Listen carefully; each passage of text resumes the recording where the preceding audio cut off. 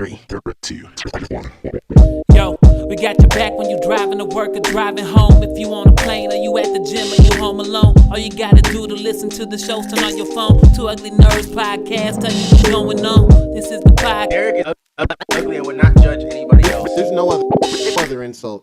When did you learn that you were ugly? Two Ugly Nerds podcast. Welcome to the What's going on, guys? Welcome to the Two Ugly Nerds podcast, niggas from the Black nerd community. I am your host, Derek, the podcast guy. On this 4th of July, we don't really celebrate this. Juneteenth is our thing, but Yes, sir. it's a Sunday, so it's not even like an extra day off. But I guess y'all got off Monday. Y'all got off tomorrow. Yeah, we got off. Yeah, tomorrow. Okay, all right. So we take those. You know what I'm saying? Let the white man get us a break every now and again for, I guess, whatever he's celebrating. But how y'all feeling this Sunday, man? I'm always joined by Iain Berserk Music. We're in the right thing. Where he did it correctly. This is right. Yeah, What yeah, the hell? Wait, no, actually, no. Yours is probably right. Mine is right. You're mine always is on my the one. top left. I'm always on the top right, and Ian's on the bottom of the layout. Oh, see, yeah. Well, I'm always gonna taking be in the yours. same spot because I started, right? You So, started, yeah, whatever. yeah. Anyways, always joined Iain Berserk Music, audio engineer / super producer. He's back How in do you do? his normal spot there. Look at him right What's going there. on? Got that fatherly glow to him. Yeah, man. What? He leveled up, Fatherly glow, man. You can't say your man's got a fatherly glow. Yo, the world's so homophobic, bro. I don't know about this. I just Yeah, man. We never can't heard it praise. before. We No, can't no, bro, praise. I'm just saying, I Can't just praise feel our like homies. I'm and just trying not to praise be my own boy, attacked. man. I feel like you got a fatherly glow to you, bro. You got a fatherly aura about yourself. It's a man. Like, compliment. you It's look a compliment. responsible. You know what I'm saying? Like you I look look like, yo, I'm Taking care of your mature. loved Like ones. I gotta do things correctly. Like that's how you look, bro. You just look fatherly, bro. Like damn. I wish it were true. I'm still working on that. What's going on, guys? Hey, man. Day Hey, 20 you're gonna something. get there. It's 7. Yeah, what is it? Day? Yeah, Day? 20. No, you're 30 day because you born June 1st, right? Yeah. Yeah, Oh so- shoot, yeah, so 30. Yeah, 30, see a month yeah, in. we a So month far, in. so good. you Hey, a month man. in, bro. Like, come on. Street. you Like, doing I real remember good, that man. right off the top. Look at you. Yeah, man. Already. Hey, man. Got to keep that birthday in my head. June Can't let 1st. that That'll be- be easy. June 1st. Imagine forgetting the baby's birthday and going to Facebook like, hey, when Kyro's birthday again? They made a Facebook page for him. When is? Facebook will tell you the day you Trying get to- on. Be trying like, to find, oh, trying to that scroll is- back through Crystal. Trying to scroll back through Crystal post. When When did she said post it. that Yeah. first picture. Let me see. God, it's around there somewhere. I hit them up around the 2nd or the 3rd. That's got to be about it. Yeah, no. June 1st for the young king. Hi, man. Yeah, man. Also, always joined by Geronimo, Mr. Nintendo. You got his shoulders out for y'all. Yeah, man. Had Got to his put Holy shoulders out for y'all, McTolson. man. Look at had that. had to get Yeah. the tank top Got the on. arms for y'all. When y'all see the guns. Oh, shit. yeah. I don't be flexing much, but you know, I've been lifting some iron every now and then, more than I have in the past year or so. But good to be here as usual. Tomorrow we have a day off, so good to have just a break of that work thing. But yeah, so we're good to be here. For sure. I want to start off the pod, man. We gonna kick some things off. Okay, a couple updates, right? So, I got a little job coming up.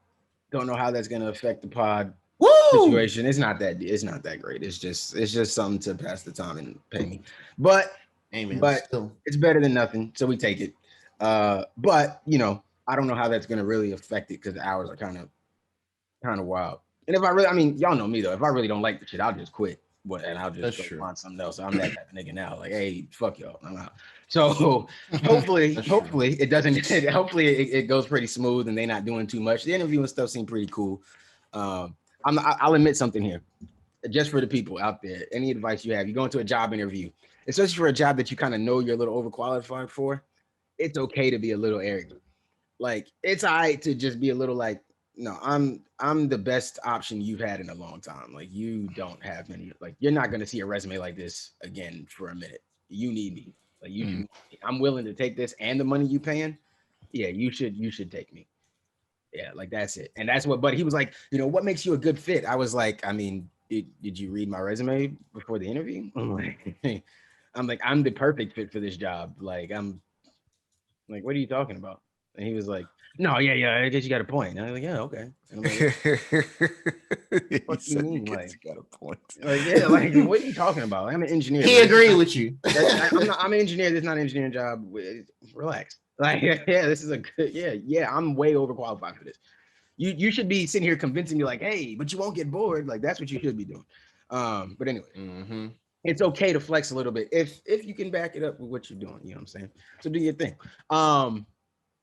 YouTube numbers, we're doing pretty decent, man. Y'all go over there and watch a good little bit. They be hitting around the 20s and 30 views. I Appreciate like that. it.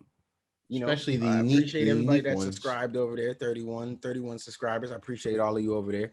I don't want to say the preference is to go to YouTube, but I will say YouTube does help us see a lot of things a lot easier than some of the other places do. Their analytics are pretty yeah, good. and obviously our audio numbers are still really good. There's for what I consider, you know what I'm saying, for somebody, for people in our type of bracket, you know what I mean? Like, well, Ian's the most famous of us all, but of course. And you have a record with T-Pain. Shut up. He gave him this like Know that. he's like, but this is he's like, this is Nobody knows that, man. That's what I'm saying. Hey, well, now they man, know. look, I just told them again. I they told them that know. before. I told them again.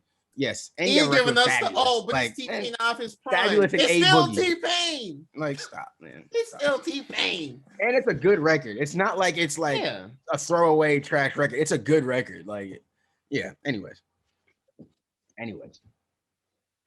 Okay, back on track. YouTube, you know, that's what I was saying. A group like us, where we're three dudes who just went to college and work, and like, you know what I mean? Like, we're not rappers. We don't come from some other lane. We don't play sports. We're not even esports players. You know what I'm saying? Like, I'm too old for that at this point. I am facts. I am Man. I am a highly inconsistent streamer. Dra is a streamer that does way better than I do, and Ian is a music producer. Yeah. Well, you know, we all work with jobs, but Ian's a music producer. So it's like, and none of us are in that position where we get like the ultimate shine from anything. You know what I mean? Like, no, we just do this because we like to. Right. We want like, to. yes, obviously, I'm gonna give Ian a hard time, but you know, he did that record with T-Pain, but it's not like T-Pain made sure he went on a campaign to be like, yo, Berserk Music was the one who did it. Like, it's, you know, and that doesn't happen because that's just not how it works, I guess. So yeah, for us to be in a place where nobody got no reason to pay attention to us, you take that into your consideration, and I think we're doing all right. And I think we'll continue to do better as we keep going. I think you guys are going to see.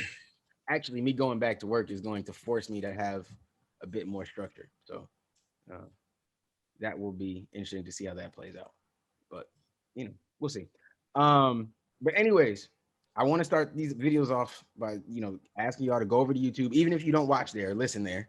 Just head over to YouTube, like it, comment, throw a little fire emoji on there, say, yo, the dope episode or something. Even after you listen to the audio or something, just go to YouTube, like it, leave a little comment for us. You know what I'm saying?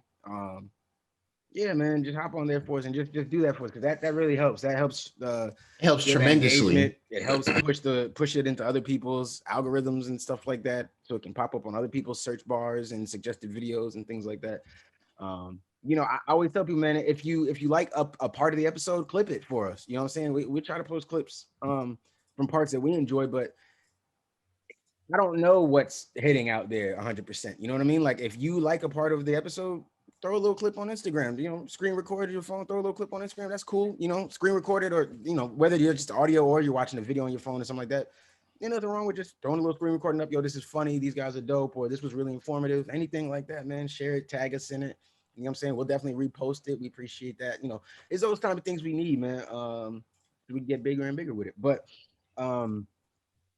even still, I appreciate all y'all who listen, who comment, who get on the Instagram and like the posts and then share them and everything like that. So I'm saying that like we're at like a milestone episode or something. We're not, but I just really want to keep you know, pushing that out. Like, you know, it's really appreciated. So so yeah, man, keep liking, commenting, sharing with your folks, share it on your socials, throw it in your Instagram stories, whatever you got to do. We really appreciate that, man. So we're rocking with you. We appreciate that. Okay. Now we're gonna start off with a couple intro topics. One, these two are really Iain. Actually, we got a lot of Iain up front. We do. At the top, we're very yeah, man. We gonna top heavy podcast. We gonna slap your face in the thumbnail or something. I don't know. We'll see. I got one. Feel like you deserve one. I'm definitely putting Ian's face in the thumbnail. Okay, I know exactly what I'm gonna do. Okay. Don't worry about it. You'll see it. Oh man, I think I have an idea. Yeah, you got an idea. You know this. Okay, maybe I do. Oh, this is gonna be perfect. You guys don't even understand. Oh my god, this is gonna be so good. Wait till you guys. Hey, you're watching this video. Look at the thumbnail. It's good. Okay. Lovecraft Country season 2 got canceled. Lovecraft Country is one of those that I have on my list, and I just kept pushing off, watching other stuff or whatever. But now that this is canceled, it upsets me, so I'm gonna go back and rewatch it again, so I can add to the numbers, so they can be like, "Yo, we should have canceled it." I don't know. I'm hoping I can help now. Maybe it's too little, too late. But how does that make you feel, Iain and Geronimo? I know Iain was really, really hurt. Let Iain go. Yeah. You don't often see a fantastical show where the black people have the power, Right. It's not often you see that. We're usually the assistants, the lackeys, the I don't know, the side, or maybe they have some magic, but it's a little less. Yeah, or they shared it to them or something. They used it in like the second to last episode, but they didn't get the finale shine. Yeah.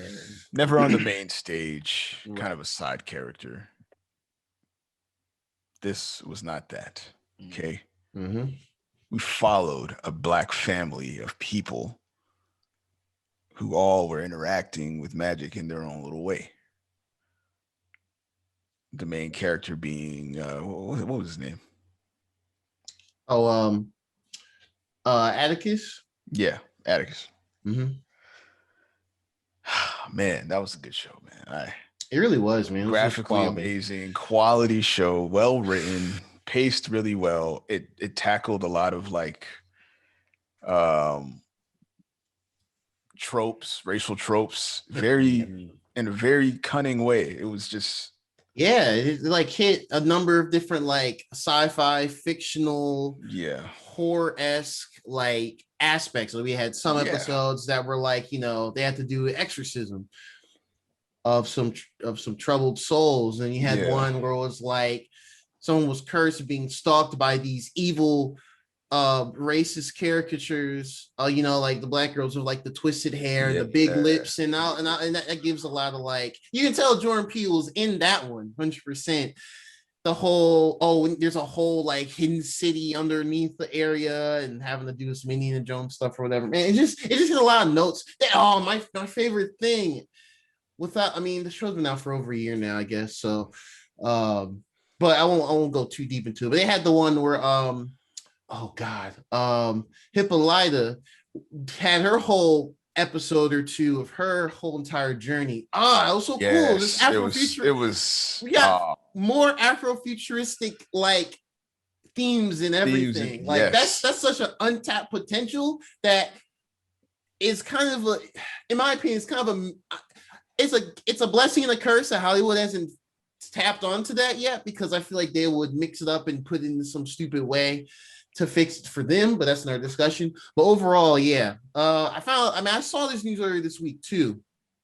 But before we recorded, you mentioned to me like one of the writers had posted about like a map of how basically she was saying how the map of the United States will be in this season 2, and like, man, I know that ruffles some feathers, but not mine. But overall, it's really disappointing. Man, that show, that could have been like the next bigger long running thing, multiple seasons. I looked at it as like a Black Game of Thrones, man. Yeah, Black Game of Thrones. Level of excitement every time the seasons come around. Yeah, I saw a potential from like for our anime folks, listeners and everything, watchers, like JoJo's Bizarre Adventure. That whole series, a long running series, but that series is basically about each season is about like a family member of that descendant that goes through all that nonsense. I mean, it's anime, but at the same time, I always like kind of have a theory that like maybe some part of the second season could feature like the kids and, you know, carrying along that legacy and the magic and everything. And yeah. As it continues on through the eras too, because I was like, what, the 50s or 60s, Jim Crow America. So it's just like, yeah, because it was after Atticus came back from was the Korean War, and it came out around a time when we were like, we're tired of the Jim Crow, the slavery type show. Yeah, the typical stuff, the biopic type thing. I mean, and that has a place in its own, but this wasn't that. Still. Yeah, this wasn't that. It was its own thing. Like, yeah, it's just at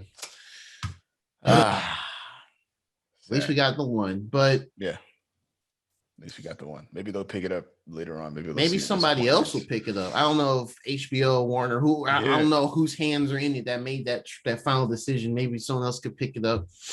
Honestly, if it doesn't get picked up with the same budget, I don't even want to see it, man. Because it's true. Yeah, that's kind of the catch me too. If it does get picked up, because like I don't think Netflix has the balls to do that because they just want big blockbuster stuff at all times. I don't think they're gonna do that. Amazon might do it, maybe. I mean, maybe. Yeah, actually, you know what? It's possibility. Yeah, because if someone on Amazon that. Yeah, maybe someone at Prime Video can be like, hold on, they fumble in the bag. Hulu maybe. Well, I did see that a lot of that comes from, I guess, the fact that they don't have the first season was based on the book and everything, and I guess they feel like this one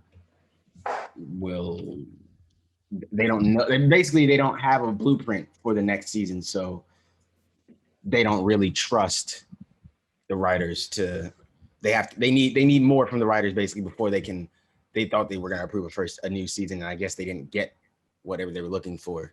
So now you get this, but so I mean, Lovecraft Country, hopefully they can pick it up somewhere else.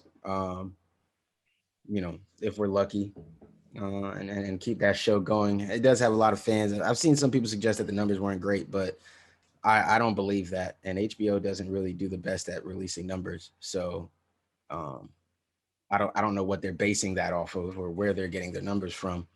But yeah, man, I don't know. But I guess I didn't watch it yet, so maybe the numbers didn't do that well. I don't know. Who knows? But yeah, so hopefully we'll get that back. Iain probably you say it again. So I'm gonna have to do some research. Honestly. Yeah, and see where people getting these numbers from, man. Because people do that a lot. They just pop up with numbers for shows and movies, and they're like, "Oh yeah, it only did this." And you're like, "Where are you getting that from?" Just fitting the narrative, pulling her out their ass. Yeah. I'm like, they didn't say that. Like, if the company themselves don't even say that's the number, then where are you getting the number? Like, yeah. Iain finally picked up Ratchet and Clank. I know he said he hasn't gotten too far, but y'all know how much I love this game. So. What early impressions?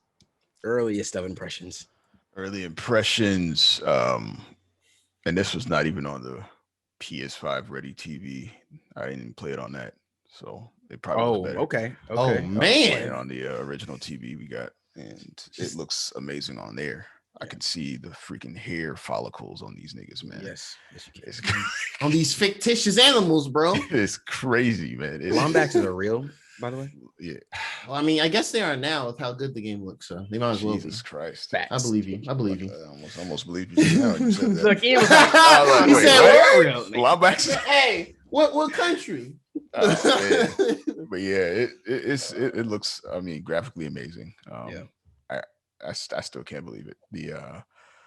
The movement's very fluid. It's good. It's paced really well. I think it's not too fast, not too slow. It's really good. Gunplay is good as well. I only got to play with two guns, the shotgun, which I really like, and the pistol that can be shot in automatic mode. Mm-hmm. Alternate firing modes is cool, by the way. Yes. I'm not getting a chance to see what that's like, and it's really dope. Oh man.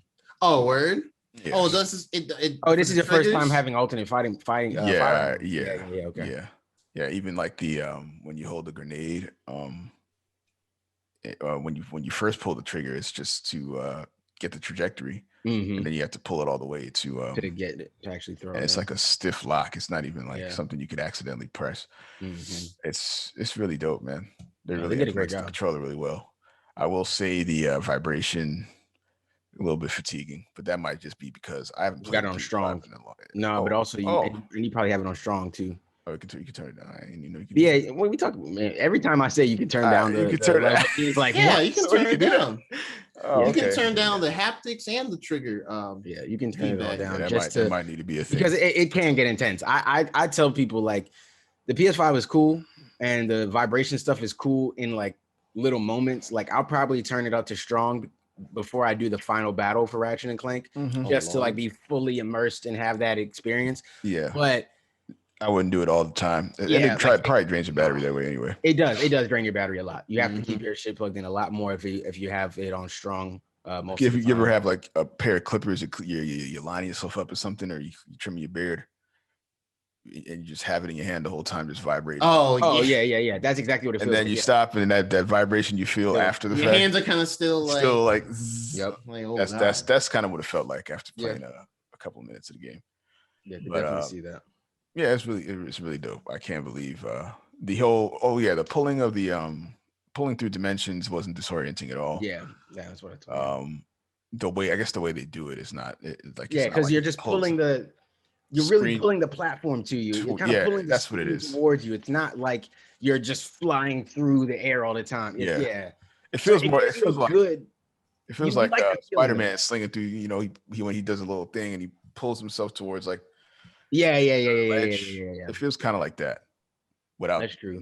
An actual physical tether situation. What I will say is I'm hoping that towards the end of the game, there's a bit more, or maybe in New Game Plus, maybe there's a bit more sections of like rift switching around and rift like jumping between. There's a couple points that I've played through where there were, like multiple rifts that you had to like try to grab on and stuff to, keep going.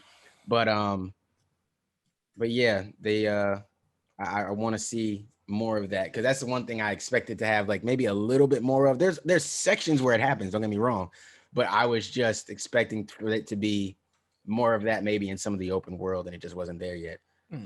So who knows? And I don't know, they never said anything about like DLC for this or anything, right? Like I don't know if there's anything extra that they've announced for yet, but I think it'd be dope if they came in and maybe gave us some more like arena stuff. Give us something more we can kind of hang our hat on. But yeah, no, really good, man. Like I told you, man, play with all the weapons, upgrade the weapons. I always both times I play Ratchet and Clank now, I keep pushing the pistol because it's just so reliable. So if you just get it ranked all the way up as fast as possible, it's just like, well, at least I'm gonna have like 200 bullets to just spray around if I can't do anything else. But then you realize how effective some of the other guns really are. The ones that aren't really guns, the toe price wrinkler, that shit. When you get that, that's one of the ones. Yeah, man, no, it's good. I can't wait to see hear you play more of this, man. Yeah. So good luck. Enjoy. We'll be streaming on nothing. Yeah, no, on nothing. Oh man. I will be letting you know every time Derek asks. That's how you get an update. You can't watch me play nowhere. At least we know now. Hey, he's honest, right? Yep. Yeah. Honest. Okay. It is time for technically. Small one. And funny enough, iOS 15 literally just finished. Just finished downloading. I know. Perfect timing. I'm not even surprised that happened. But it's not really a lot going on. That's what I figured. It's probably not massively different, right? I think the biggest changes are like not UI changes, but like the fact that I can send Dra a FaceTime link, stuff like that. Oh wow. Oh, I need that. Oh, that's right. Share so play. Get me into the developer. You can get into yourself, man. Just go on the website. Ian, get me in, bro. Enroll in the beta program. Get me in. Ian, you got the plug. Or I can actually send you the beta file, and you can just get it. So that's how it works. I don't want the file. No, I want to be legit. I want Apple to be like, no, you're blessed by us to have this. Like Ian, I want. Oh my god. So iOS users have to send the FaceTime link to Android users. Yeah, to Android users or Windows users. and they click the link. I'm never. Oh man, call and draw again. What was it? MKBHD showed how the image quality looks. He showed how it looks. Yeah, and it's abysmal, as I expected. It's like, so you know how when you FaceTime somebody regularly, it's full screen. Yeah. You FaceTime somebody on Android, you get like a little square in the middle of the screen. We're not giving you whole screen real estate. Whole screen. You know where you can get it? Oh man. On one of our iOS devices. Like, I cannot believe they did this, man. This is just. It's in beta. It's in alpha. That's how it looks now. It's in beta, right? Come like on, you said, man. it's in beta. Yeah, it's in beta. We'll see what the portrait mode looks like. Why even right now? Why? Yeah. Now I'm glad you told me this because okay, so it's in beta, so I'm not even gonna if I ever in that situation. They're gonna let them jokes roll for a little bit before they update it. They're like, let's let them get the jokes off. They will. That's fine. Like FaceTiming somebody on Android, and then it's gonna be like a tube TV or some shit. Yeah, right. Like so, he has some old Tsushima. Yes, that's what's going. Yeah. Zoomers don't even know what the bunny antennas are. They gonna still post it. Yeah, it looks old, so I'm posting anyway. So yeah. Yep, all Zoomers sound like scratchy voice nerds to me. Yep. My nephews definitely don't sound like that at all. He's a Zoomer, so Zoomer. What do they have a name for like kids born? Aren't they? Oh, they don't have a face name for them yet. They're I think just called that. I think they're going like alpha. Are they? I think so. They're Generation Alpha? Yeah, I think the one. Yeah, I think ones are. It's a bit weird. Yeah, I'm not really big. Weird millennials, and they get to be Generation Alpha. Right? They totally deleted our Generation Y letter. Gen X are just boring. Gen X, we're millennials, and then Gen Z, you're just Zoomers because it sounds funny. Ew, it's Generation Alpha. That's why I heard. I have them things about to be Power Rangers, dog. I know, right? They're about to be Power Rangers. Probably dog. are Generation Alpha. Oh, you know you about to. Oh man, be born. They're gonna have to fight through dystopian born with fiber internet, shit, bro. Good luck. Good luck to Generation Alpha, bro. I'm gonna be long dead and gone before then. Happy to y'all though. Y'all keep fighting that good fight, man. Y'all stay down here. They're gonna have a hotter Earth than we will. We already have a hotter Earth. And the sun exploding. Good luck. Florida's gonna be like, there was more Florida? There was more Florida. Yeah. Oh man. That sucks. Florida about to be just Tallahassee. Right. The panhandle, and that's it. Jesus. They can eat that whole shit right up. No, that'd be really bad. South Georgia. Facts. Okay, but we did come in, technically speaking, to talk about Windows 11. So at work, I'm a test engineer. I test computers, and one of the things I test are operating systems. And our latest platform is about to be released, and Windows 11 got announced. So I was like, hey, let me make sure that this platform can handle Windows 11, even though I'm sure nobody's gonna. Well, I can't say nobody because I'm sure somebody's gonna try and do it. But right. So I went ahead and tried to get it and successfully did it. I wasn't expecting to be able to do it, and I got through with the beta program that they have. It's a weird process to enroll in it, but I got through with it. It's very interesting. I think the best word to summarize the whole experience is simplified. That's everything is sometimes good, sometimes to their detriment. Sometimes they oversimplify things, like the files menu, like file Explorer. Like when you right click files, if you want to, I don't know why I found it so difficult to just copy something and paste it in another folder. Really? What? There was so originally, you copy something and there's a little copy menu in the right click. Now it's like at the bottom of it, and it's an icon. It doesn't tell you. It doesn't say it's an icon. Oh, that's an icon now. So I'm like, that's all it is. That's gonna fuck people up. Minimal icons. I'm about to learn all the registry edits to revert things to Windows 10 back. Dead ass. God, that's probably what's gonna be a thing. And I know that I already know about one for moving the center the taskbar icons back. Yeah. Back that was cool. Back to the left. Yeah, that was nice. I enjoyed that. But then I was like, you know what? Let me keep it in the middle, just to, I just want to experience. Yeah, true. Like I will leave it in the middle for a while. I'm gonna do that. Yeah. I want to leave it in the middle for a while. Just try it. Maybe I'll warm up. See if it, because it can. I can see that being cool. Still, I can see myself warming up to that. I don't like icon copy, but there was a time like Windows Vista when they had the was it them? No, I downloaded like a dock thing similar to Mac. And I had on my old laptop in early college. And I tried it for a little bit. It was okay. It just looked pretty, but it just wasn't as functional. But then again, I had a shitty laptop back then too. That's probably part of it. So yeah, I'll give it an honest try, but I'm gonna have a registry path ready.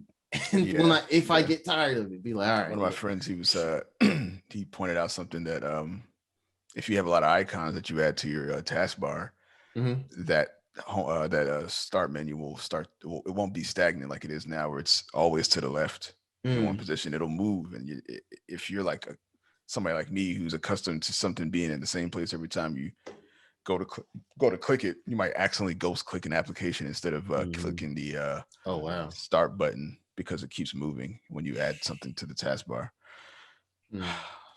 So I kind of wish they made it center, like the start menu button. Just put it in the middle so that it's always there. But that might have been too drastic of a change from what we're doing, what we got now. But anyhow, I did enjoy the split screen feature they have now, where it's like you can split multiple windows in different arrays. I wish they had it mirror, because there's like one orientation where it's one big screen on one side and then two on the other. I wish they can flip that, because it's only showing you the one side.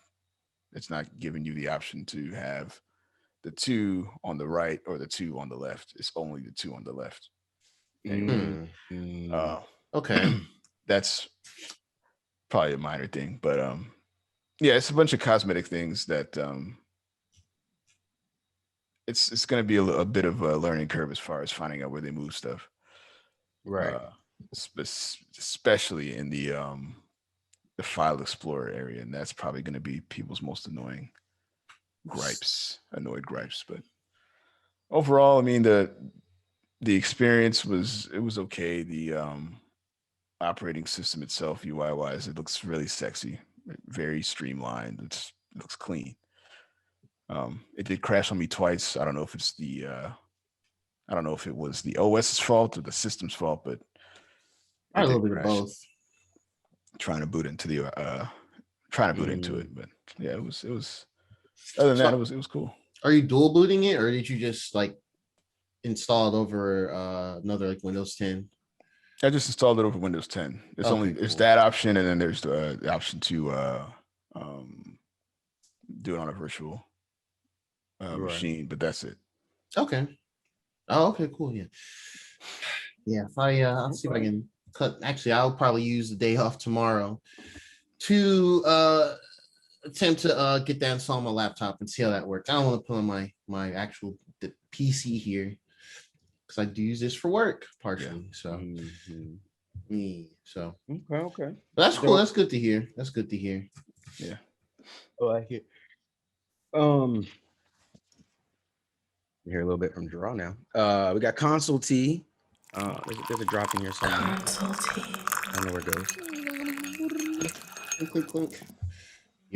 All right. So let's see. So there's a few things. So first things first. Well, okay. Sony PlayStation, they kind of woke up as soon as July started. They announced 2 studio acquisitions. One that was pretty expected, and one that was not expected, but makes sense for what they're trying to do.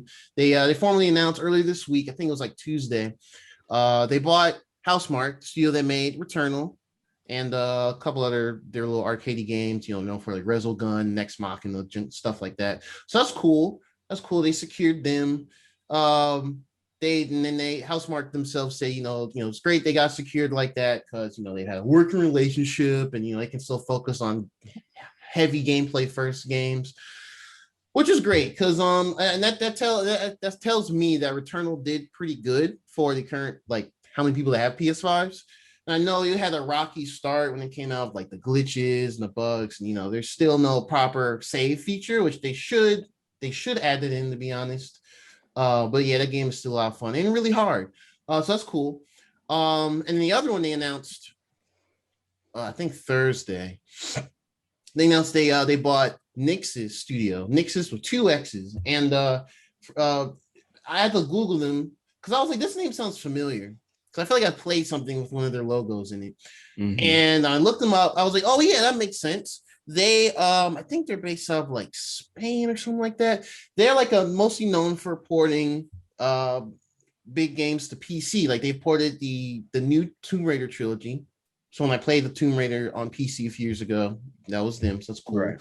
They ported the last Deus Ex game, and then they ported Avengers to PC. So that's cool. So I mean, that leads to me that leads me to believe that they got them so they can help put more of their games on PC.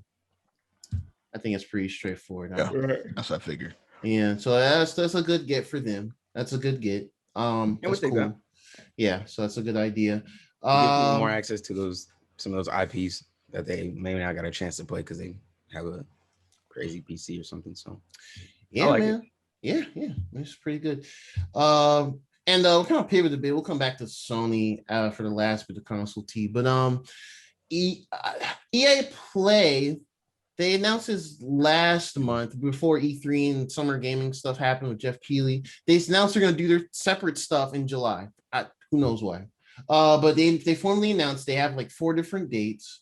So July 8th, which I think is this week for when folks are listening, should be on a Thursday. They have their Future of First-Person Shooter event. I don't really know how long it is or anything like that. I'm expecting Battlefield 2042, maybe something of Apex Legends. That's all I can really speculate on. I don't think they really formally said anything else after that. July 13th, they have an EA Originals Heart Independent Studios. That's basically their indie brand. So we might see a couple interesting things from there. You know, like they've had like God, what's that game called? Why am I not forgetting the name of it? Oh God. Anyway, I'm gonna remember as soon as we finish. But yeah, they had some games through there. Oh, Knockout C, the dodgeball game. Oh, that's technically under EA Originals. That's Valon Studios. So yeah, that's them. So they could have some there. That'd be neat. Okay. And then the one thing I'm very happy to see, which, because this is usually the part where I would go to sleep if they had their stuff at E3. They're having a Madden NFL 2022 All Access stream. That's what they call All Access Scouting. So it's going to be focused on the new Madden. Great. Keep your Madden shit separate, because that shit is boring and no one really cares except for, I guess, people that still believe in this games for some reason. So yeah, so that's separate. That's July 19th for y'all that wants to see how similar Madden NFL 2022 is to 21. Same thing. But in the one crazier jersey. Right. We've adjusted this physics to these all right. Okay. The spin move looks different. Okay. But and then the final thing, their actual EA Play Live. That is July 22nd. So that's towards the end of the month. And I think it's their main show. So I guess they'll have more of the bigger things here. Like the heavily rumored Dead Space. Oh yeah. Revival game will be there by Motive Studios. I'm curious how that's going to look. I don't really know what to expect, because most studios have only really done Star Wars Squadrons, and I know, Derek, you really don't like that game. I really hate that game. Yeah, that game. That game is fucking horrible. Yeah. Yeah. So I don't know. That game is mixed. It's at best, I think it's mixed. And then before that, I'm sure there's people out there that like it, enjoy it. It's people out there that like anything. So I know that's true. Enjoy it, but I think that game is horrendous. I honestly don't think it's a game. I thought about giving. I wouldn't tell you guys to download that shit for free. No, I wouldn't tell you to do it. It was that bad. I think it's so bad you shouldn't waste your time downloading it to play it just to be like, yo, this sucks. I should have just listened to what Derek said. He was right. He was just right. All right, as we're gonna see with Loki, I be right sometimes. So I think this is one of right. Yeah, true. You be right for real. You just gotta Squadrons is not good. Yeah, you know what? You know what? And you know what? I gotta talk to Adrian. You gotta get Adrian on here to see it because I know he played it, and I feel like he did kind of enjoy it. So I gotta maybe see. He did. I think he was the only one of our friends. I gotta see what he was getting out of it because I could not. I wasn't. There was no fun in that game. Was it just because of the full cockpit view? It was everything. It just all felt. It just felt jumbled. It didn't feel like anything you did was doing what you were trying to do. Yeah, I don't know. Okay. Well, I mean, maybe there's a way I can go back. That's why I want to talk to somebody who enjoyed it that I respect, right? Like Adrian. So we can talk to Adrian. Then I could be like, okay, what did you like about this game? Where was I going wrong? Was there a setting I should have changed? Maybe it might have made it more enjoyable for me or something. I don't know. Well, okay. You know, while we're on EA, I'll just mention something real quick since we're here. It just kind of clicked in my brain. Okay. We got this. Again, we're not a sports podcast, but this is going to lead into the gaming side of things. Oh yeah, actually, good you bringing this up. Okay. So, last week Wednesday we got word that the NCAA was putting in the NIL rule, which is name, image, and likeness, and that allows college football players to make money off of their name, image, and likeness, which is really dope because they've never been allowed to do this before. If they ever made any money off their name, image, or likenesses, they were suspended. They would get in trouble. They could have rewards stripped from them. Reggie Bush had a Heisman stripped from him. The Fab Five had their championship stripped from them. All the awards they got stripped from them. So there's multiple times through history, especially Black people who we've seen, and we know that a lot of these Black athletes through the years have come from maybe not the best situations, not the richest situations. You know, maybe these athletes today that you see a lot more LaMelo Balls than you see, you know, a kid that maybe had to grow up in the hood or broke.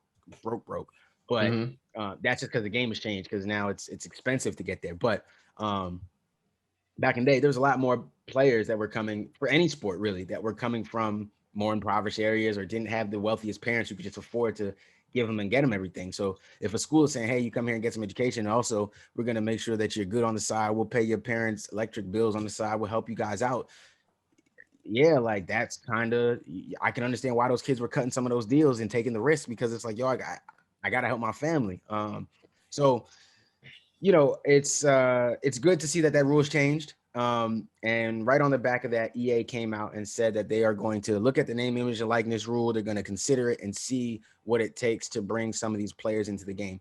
I think, and again, I'm the only one who plays these games, so I'm the only one who cares about this. Well, for now, but I will say what I think will probably happen is they'll have to sign some sort of huge deal with like college athletes that they can kind of buy into or not buy into.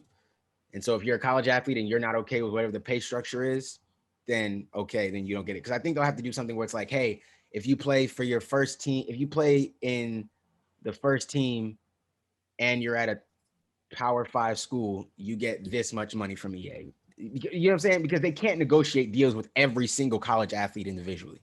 They can't do that. And they won't do that because even if they were going to put all the real names in, they're never going to put in everybody's real face. FIFA doesn't do that for all the professional soccer players. They're not doing that for every college athlete, right? So we know that.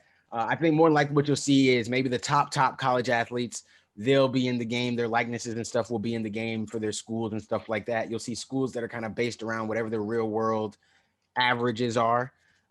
Any players that don't like the likeness, what will probably happen is you'll have a player that replaces him in his same position that probably plays well, but is a completely different player. You know, maybe he's whatever, maybe he's taller, shorter, maybe he's a little bit faster, slower, whatever. There's something that's going to make him different from that person who can say, they can say, yes, this team maybe has an impact wide receiver, but it's not you. It's just a guy who's an impact wide receiver. So they can do that. And I think what you'll also see is they're going to definitely push to go the Madden-esque route with like Ultimate Team stuff. And you'll probably see some of the old college football players that were really good football players from back in the Reggie Bush might be the greatest, college football player of all time. Vince Young, Tim Tebow. You're going to see those guys come back into the game in some sort of pay as you go content or something like that. You know what I mean? Or I'd say pay as you go. I'm going to say pay to win content. In some sort of college football Ultimate Team or something like that, they will do it. Hopefully though. And this is just, this is my last bit on it. I was telling y'all before the show that I'm I was with my homeboy Steven. If y'all remember him, WD-40 episode. I don't remember the exact episode number, but the name of the episode is WD-40. I don't think it's on YouTube. I'm pretty sure it's not on YouTube. But, it's not. You go back in the audio, look for WD-40, listen to that episode. That's a really funny episode. It's a good episode. My boy Steven was on there with us. And we talk mad shit about playing old college football games because we kind of grew up the same. Whereas we were just playing these old games and, you know, playing like the career modes, going real deep in the career dynasty modes, 20, 30 seasons deep and recruiting players and all types of stuff. And so, yeah, so we're both like, we both feel like we can handle ourselves. And so we played a game for the first time. I haven't played NCAA college football 2007 since early college, probably freshman year of college was the last time I played that game. Shout out to our boy Nate. Yeah, we're going that. Dust his ass. And we played. Hey, he can't respond. He got to get a podcast. He can't respond. He can't say nothing. Man. I got to put the narrative out there, right? And then we used to play NCAA March Madness 06 as well. And you know, those games are like rough to see now. But forget the actual gameplay. The level of detail they put into developing those games and like just the effort that's there.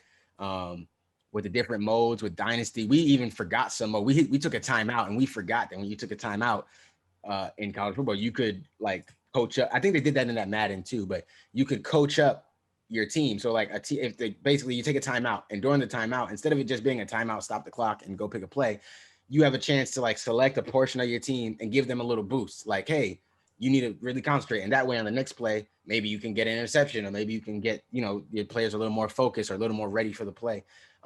So just little things like that made that game enjoyable that Madden has none of that shit anymore. So that makes it suck. So I'm okay with them adding some sort of ultimate team mode and stuff like that. I would probably want to play it because I want to play with OG players. I'd love to have Vince Young and Reggie Bush in the same team. I think that's insane. I'd want to be able to do something like that. But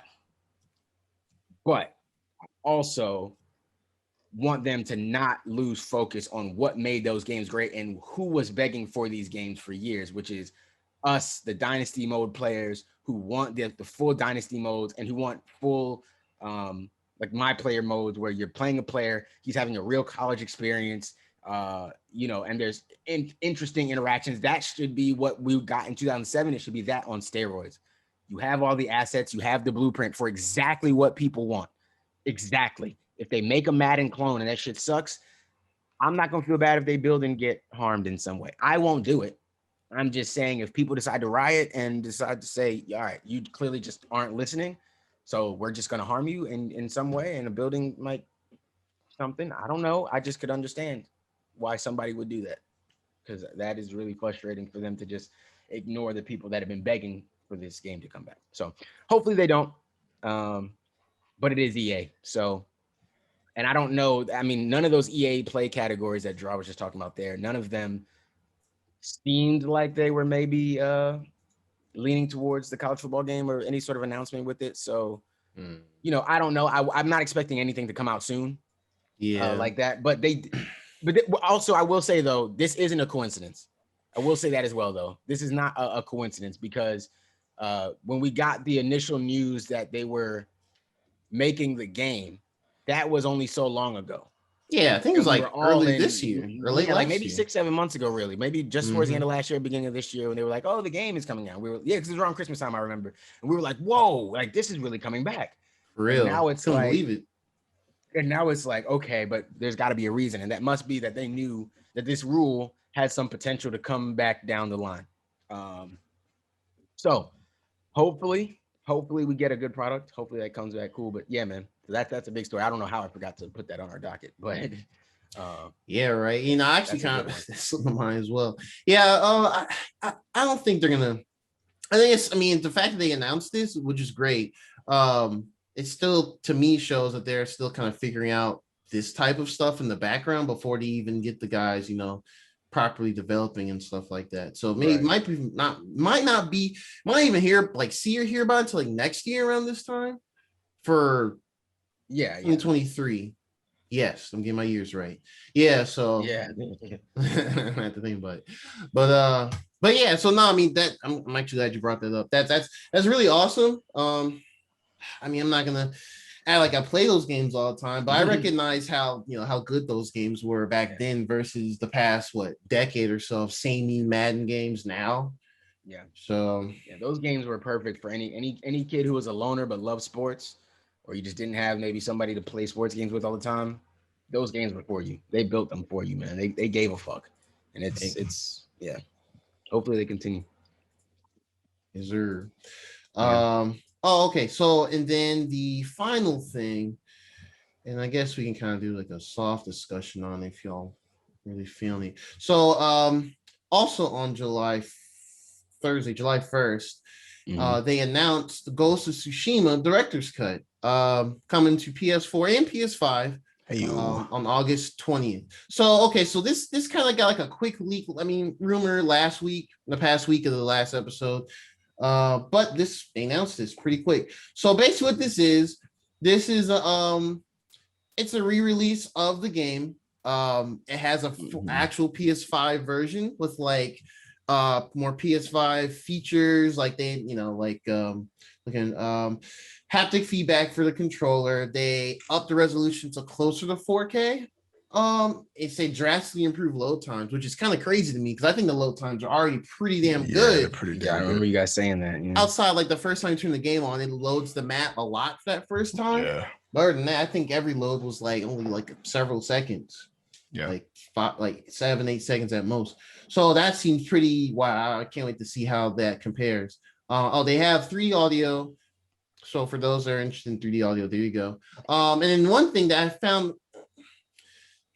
a little egregious, a little bit, is they said that they improved the Japanese dub lip syncing, because despite the characters, it's all said in Japan. I think they did the game in English first, but when you switch the audio to Japanese, it doesn't match the lips properly. So it could take people out of it if they really get into the type of like samurai, movie type aesthetic they're going for. So that's only they improved it. They say it's thanks to the PS5's ability to render cinematics in real time. I mean, sure. I don't know. I feel like they could have definitely got going on PS4 as well, but I think they kept this as another reason to push the PS5 version. But the real meat and potatoes of this is pretty much a new area. It's called Iki Island. It's the Iki Island expansion. It's going to take advantage of the haptics, adaptive triggers. It's also going to have like, they say that they listen to some of our feedback on like things they want to do. Like they're going to add, of course, add more armor, more dies for the armor. I think they said more swords you can collect, and there's different animals and different collectibles in that area. So they show like a clip of like a monkey you can like pet, which is pretty cool. But the main thing about it, and they also announced some other updates, just quality of life updates, which is funny because when I read this, I was like, oh man, we definitely talked about this last year, especially like Ian, we definitely talked about this when you were getting to the game after I got, where they're adding a thing to where you can enable a target lock-on during combat. They're adding this now.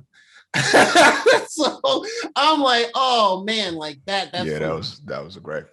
That was definitely gripe, and it's not the first time I saw it. It took me a while too to adjust. So that's cool. They did that. I think they made it so you can map all the buttons properly now.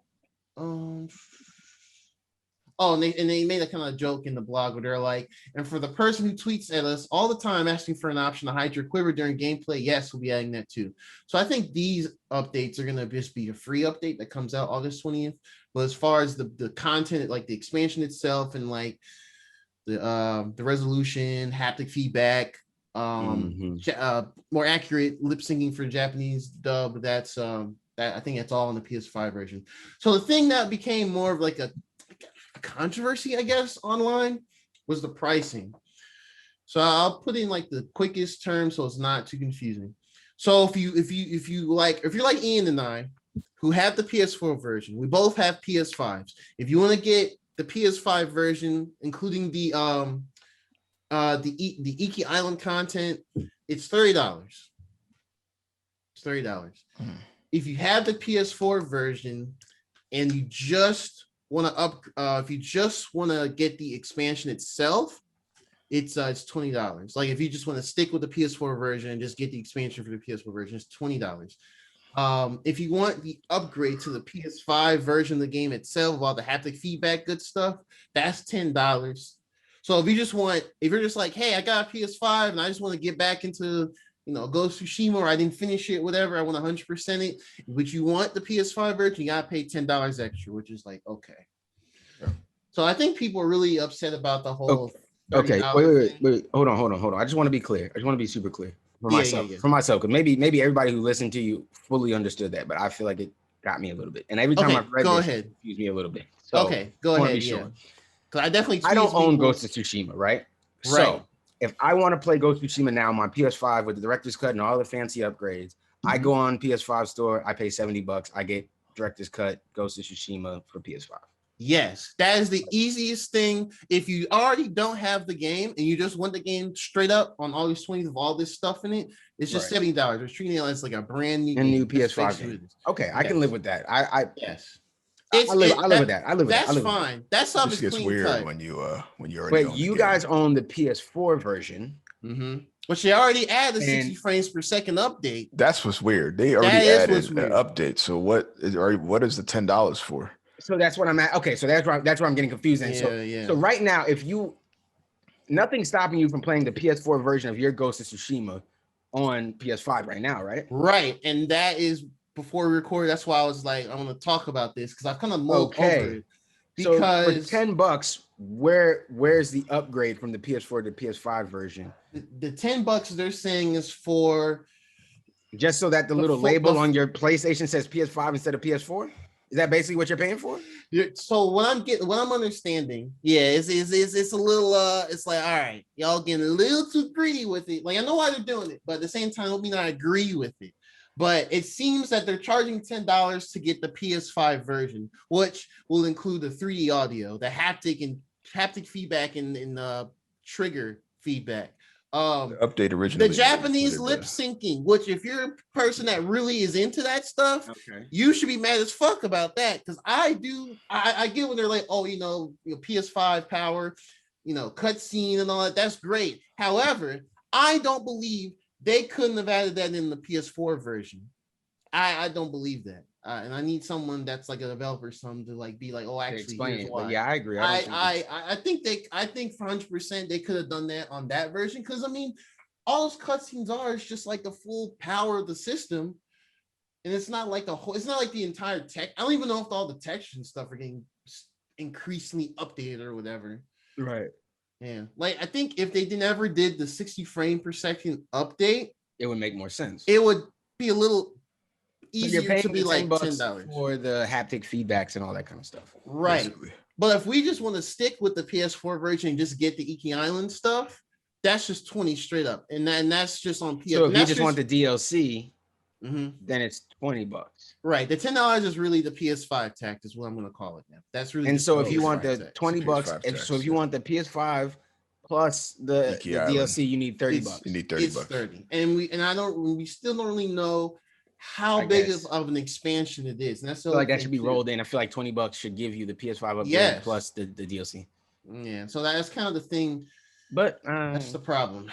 And I mean, if you already don't have the game, for me, it doesn't bother me. Full game. I'm gonna wait until that $70 goes on sale for 50 or 40 one day, and then I'll buy the director's cut. Yeah. With when it goes to 50 for the director's cut, maybe then I might end up being a this game, bro. You're gonna love this shit. I know, right? Like I believe you guys. I believe you guys. That's like, I'm glad I got to hold out for this PS5 version. And you're gonna get this targeting thing, the target lock on. Yeah. Which was a gripe since day one. I mean, I got accustomed to it. But I'm not gonna act like everyone should just get used to it, and that's that. If that is something that's just still a barrier throughout the whole game, no matter how enjoyable it is, that's still a criticism. So, but fortunately, it looks like this is not part of any of the payment stuff. It's just an additional update they're adding in August 20 to go with this new release. So when you do get it, you're gonna be like, if you do decide to get it on August, you'll be like, oh fuck, and be like, yeah. And then they announced, which I haven't really done much of still, honestly, the Ghost of Tsushima Legends multiplayer. I haven't even touched that. I dabbled with it. I touched it once and I'm like, that's cool. I feel like I think you have to have a squad for it. It's not bad. I think it was because if I played it immediately when it came out, I probably would have gotten into it more. But I need to sit down and try it out because I still have it installed on the PS5. I tried the little cameo for you guys. Hey, there you go. That red. Oh, see that red on the red? You see red on the red matching like that? Okay, just off red. Just so you know the type of Iain's such a hater, dog. That's wild. Ian just wants that midnight blue. Damn. Ian just wants that midnight blue. Being recorded. Your I'm a hater. I'm a hater. See you hate like this. Yeah, I'm a hater. Man, he's gonna come back in like 5-6 years. Wait till Cairo Daddy, why you hating? Like function. Yeah, I'm be like, yo, look at your uncle daddy, bro. Don't be like your hating ass.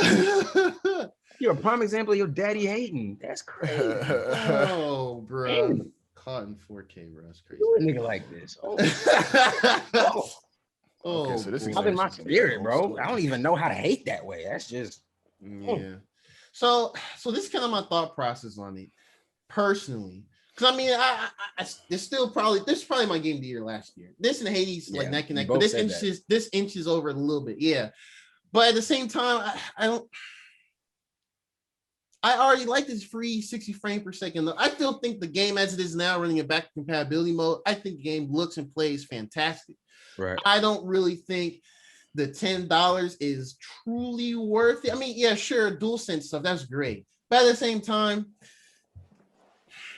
I mean, are there going to be alternate swings or something like that? With like that's half pressing it is going to like do something different than full presses. I mean, potentially. What is the level of? That's what I need to know. What's the level of integration with the new PS5 stuff that's worth $10? What I'm gonna expect, because Sucker Punch usually. So honestly, Sucker Punch, they usually take full advantage of the controller. That's what they do with like Infamous Second Son, First Light, and then Ghost of Tsushima. So what I'm expecting is that, of course, with the bow and arrow, we're gonna get that trigger feedback. That's just the easiest expectation. I think depending on the sword hits, I'm gonna guess depending on the strike you do, you might feel it kind of pulsate through the controller in the direction. I wouldn't be surprised at that. Maybe trigger stuff of like throwing certain of the ghost abilities, like the smoke bombs or things like that.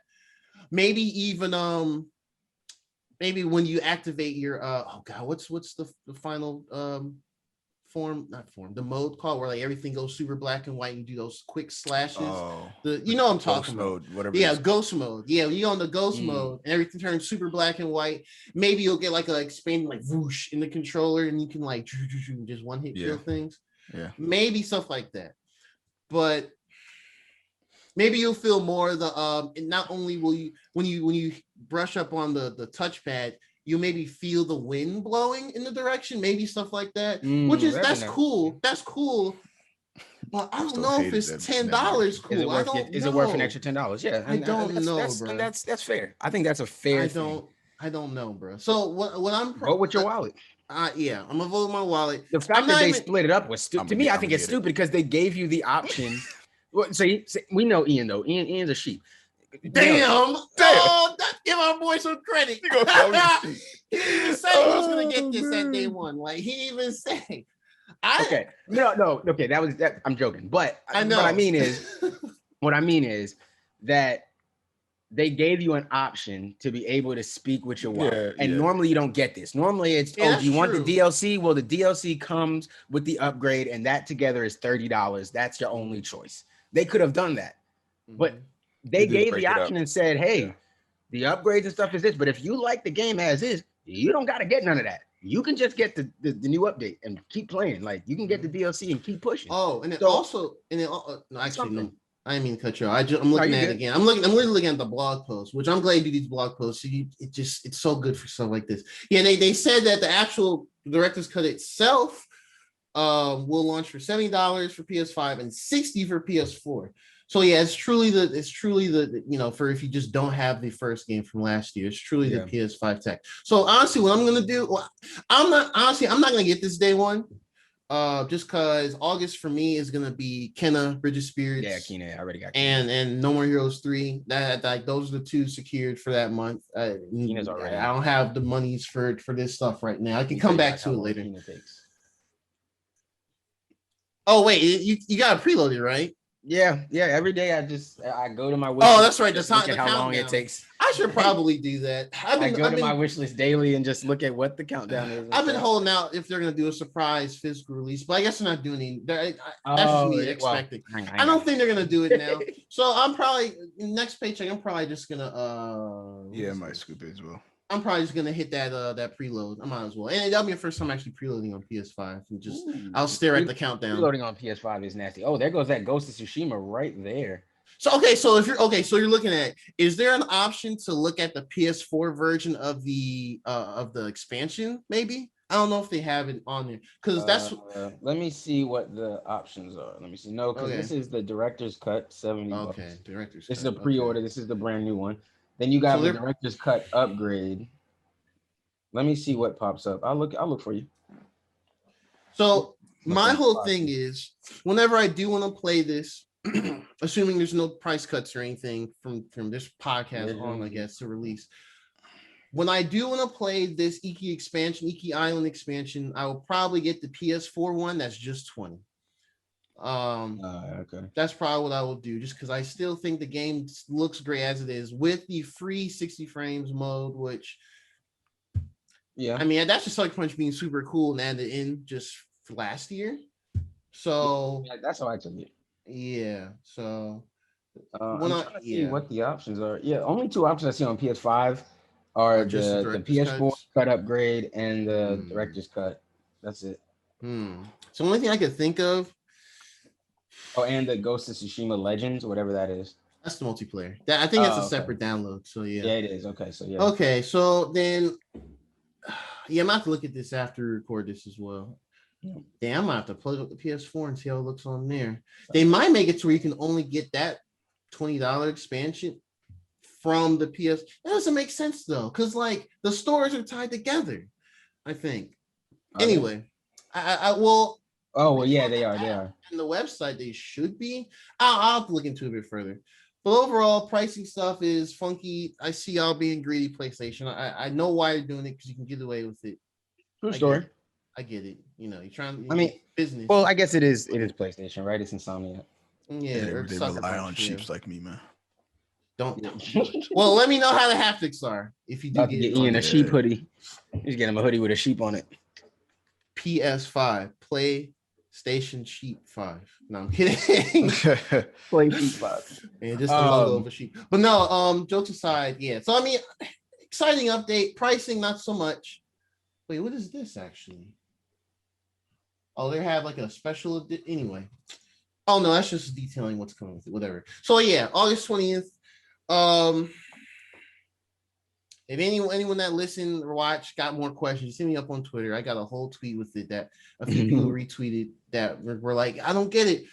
And that I can explain to cleaner that way too. The pricing, it's not really confusing. I think honestly, I just think a lot of people on Twitter just have gotten used to just 280 characters, and yeah, so that's that. But anyway, I think that's really it for Console T this week. We'll see how it goes through the rest of July. Yeah, so that's that. I guess Sony's waking up. I wouldn't be surprised if they do a state of play in the next week or two. I would not be surprised at this point. But yeah, so that's Console T. Bet. Weekly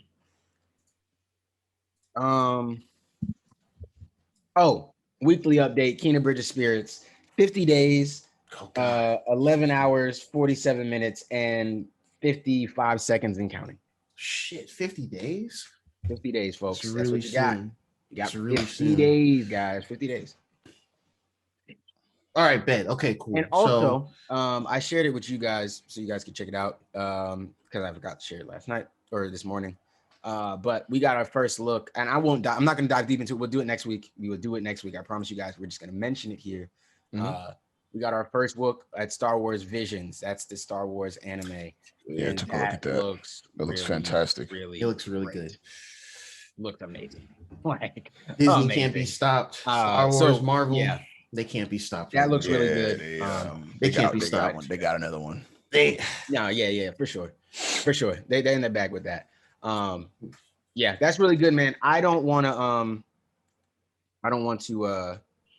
It is a holiday, you know, so We'll do a deeper dive on that next week, I think, and we'll sit down and really look at that and go through the trailers. It's about a 3-minute trailer, a lot of little interviews and stuff were chopped in there, and different images and stuff. So we really want to kind of get into some of those, piece apart who some of those characters are, or maybe, or things like that, So yeah, man, this would be really cool to see. So shout out to them. That Disney, Disney Plus has been doing their thing. And so, and what better way to get into our spoiler drop of the day than by starting with something else? Spoiler. Right over, one tab over, right? Like there is your Star Wars tab, and right next to it is your Marvel tab. You click that. First thing that pops up now is Loki, and I love it. I love it. High key, Loki. Gerard, this last episode was shorter than the others. No, episode 3 was shorter, right? Episode 4 was the one. It was a little bit longer. It was longer than episode 3, but shorter than episodes 1 and 2. Yes. Okay. It didn't really feel like it, honestly. But it didn't feel like it. Didn't really feel like it. Here's the thing: it didn't feel short to me, but it also didn't feel like crazy long. If that makes sense, it just felt like I honestly felt like I watched a super compacted 35-minute episode of a show. That's what it felt like I watched. Not bad. I don't think that's short. I don't think it's long, but it just felt like 35 minutes, but I got a lot. Yes, it felt like for me. We got a lot, bro. We got a lot. Something minutes or whatever. We got a ton. Honestly, though, I will say we did get a lot, but I don't even know how much of it are even like key points. Overall, let's I want to start off our reviews with this now. Overall feeling of this episode. Overall, excited, good, bad. Honestly, it's probably my favorite episode so far. Just because of the revelations, that old cop out. I feel you. It's my favorite. Every latest episode is the favorite episode of the. I didn't say last week was my favorite. No. Nobody. I don't think anybody said last week was their favorite. That's fair. That's fair. I would say it's my favorite just because. But the first two. The first two. The first one was your favorite ever starters. Then the second one was the favorite ever episode. I mean, to me, that's just. Then the third one, we know that was a little bit, but then now this one, you got. I'm back. I mean, we did this for WandaVision too. These are all recorded. You got to go back and listen. Hey, look, every episode of WandaVision was your favorite episode from the last. Not every episode, bro. Like up until what was it? There was the middle. For WandaVision, she was 9 episodes. Or was it 8? 9 episodes. 9 episodes, yeah. No. Like between 5, 6, 7. Those and then like one of the later ones, 5, 6, 7. Those weren't my favorite. It was really like I think the 3rd or 4th episode was my favorite. That one. Yeah, like, no, I mean, But anyway, yeah, whatever. I can't remember them all right now, but anyways, so you guys really like this episode. I did too, obviously. I enjoyed this. It just man, we got a good, and we got a lot of things answered really quickly, which for me was. And we got more really questions. And we got some more questions. I will say the one thing is just to clear it up from last week. Anybody who didn't know what we were talking about, Draw didn't want to see the trailer. So the thing that helped me see what some of this was going was the fact that Sylvie was taken as a child. Right. So and that was confirmed in that was confirmed the first 5 the first scene, like first 5 minutes. Like goddamn. They just pan over and here you go, and you and start seeing Asgard, and you're like, wait, what? And then boom, and she just gets picked up. She's just chilling, playing with some toys, and they're like, yo, crimes against the sacred timeline. And she's like, the fuck? And it was sad, man. I don't know how did that make you feel, man? It was really sad. That's pretty messed up. There's a few that same process Loki went through. Yeah, there's a child though. There's a few really messed up parts of this episode of like just damn. TVA really about the shits in the wrong way, which I mean we kind of all suspected, but she got snatched as a child. She was sitting chilling in Asgard, which I mean it was cool when they showed Asgard again to show that she truly was, she is that Loki from that timeline or whatever. And she got scooped up. She didn't know why. She really got body snatched. And that was so sad to me. She still doesn't know why the hell she got snatched. What did she do she was taken? To get taken? Mm-hmm. Well, nothing. She was not from the sacred timeline. Simple. She didn't have to do anything. It was just whenever her timeline finally reached a point for them to notice, they were like, oh, you're way off. Oh, actually, prune that. Now, and now why they grabbed her from that timeline is interesting. Did they grab other people from that timeline as well? Yeah, who knows why they grabbed her out of it, but yeah, there's a lot, man. There's a lot going on. I think what they're going to do a little bit here is center Loki a little more. Like clearly whatever happens to Loki has a major effect on the multiverse. Mm-hmm. He's not necessarily Wanda, where she's Wanda, a Nexus being or whatever. She's not that, but he's definitely a key factor. If just him being born a girl can create enough of a deviant that he can't even function, like just as the goddess of mischief couldn't she just do everything that Thor did? I mean that our Loki did and be the same exact thing. You know what I'm saying? So like it's gotta be something else about Loki is very specific for maybe we don't know who's really running the timekeepers. I'm still holding out for Kang, but knowing Marvel, the way Marvel has done stuff, the Agatha all along thing has me a little scarred.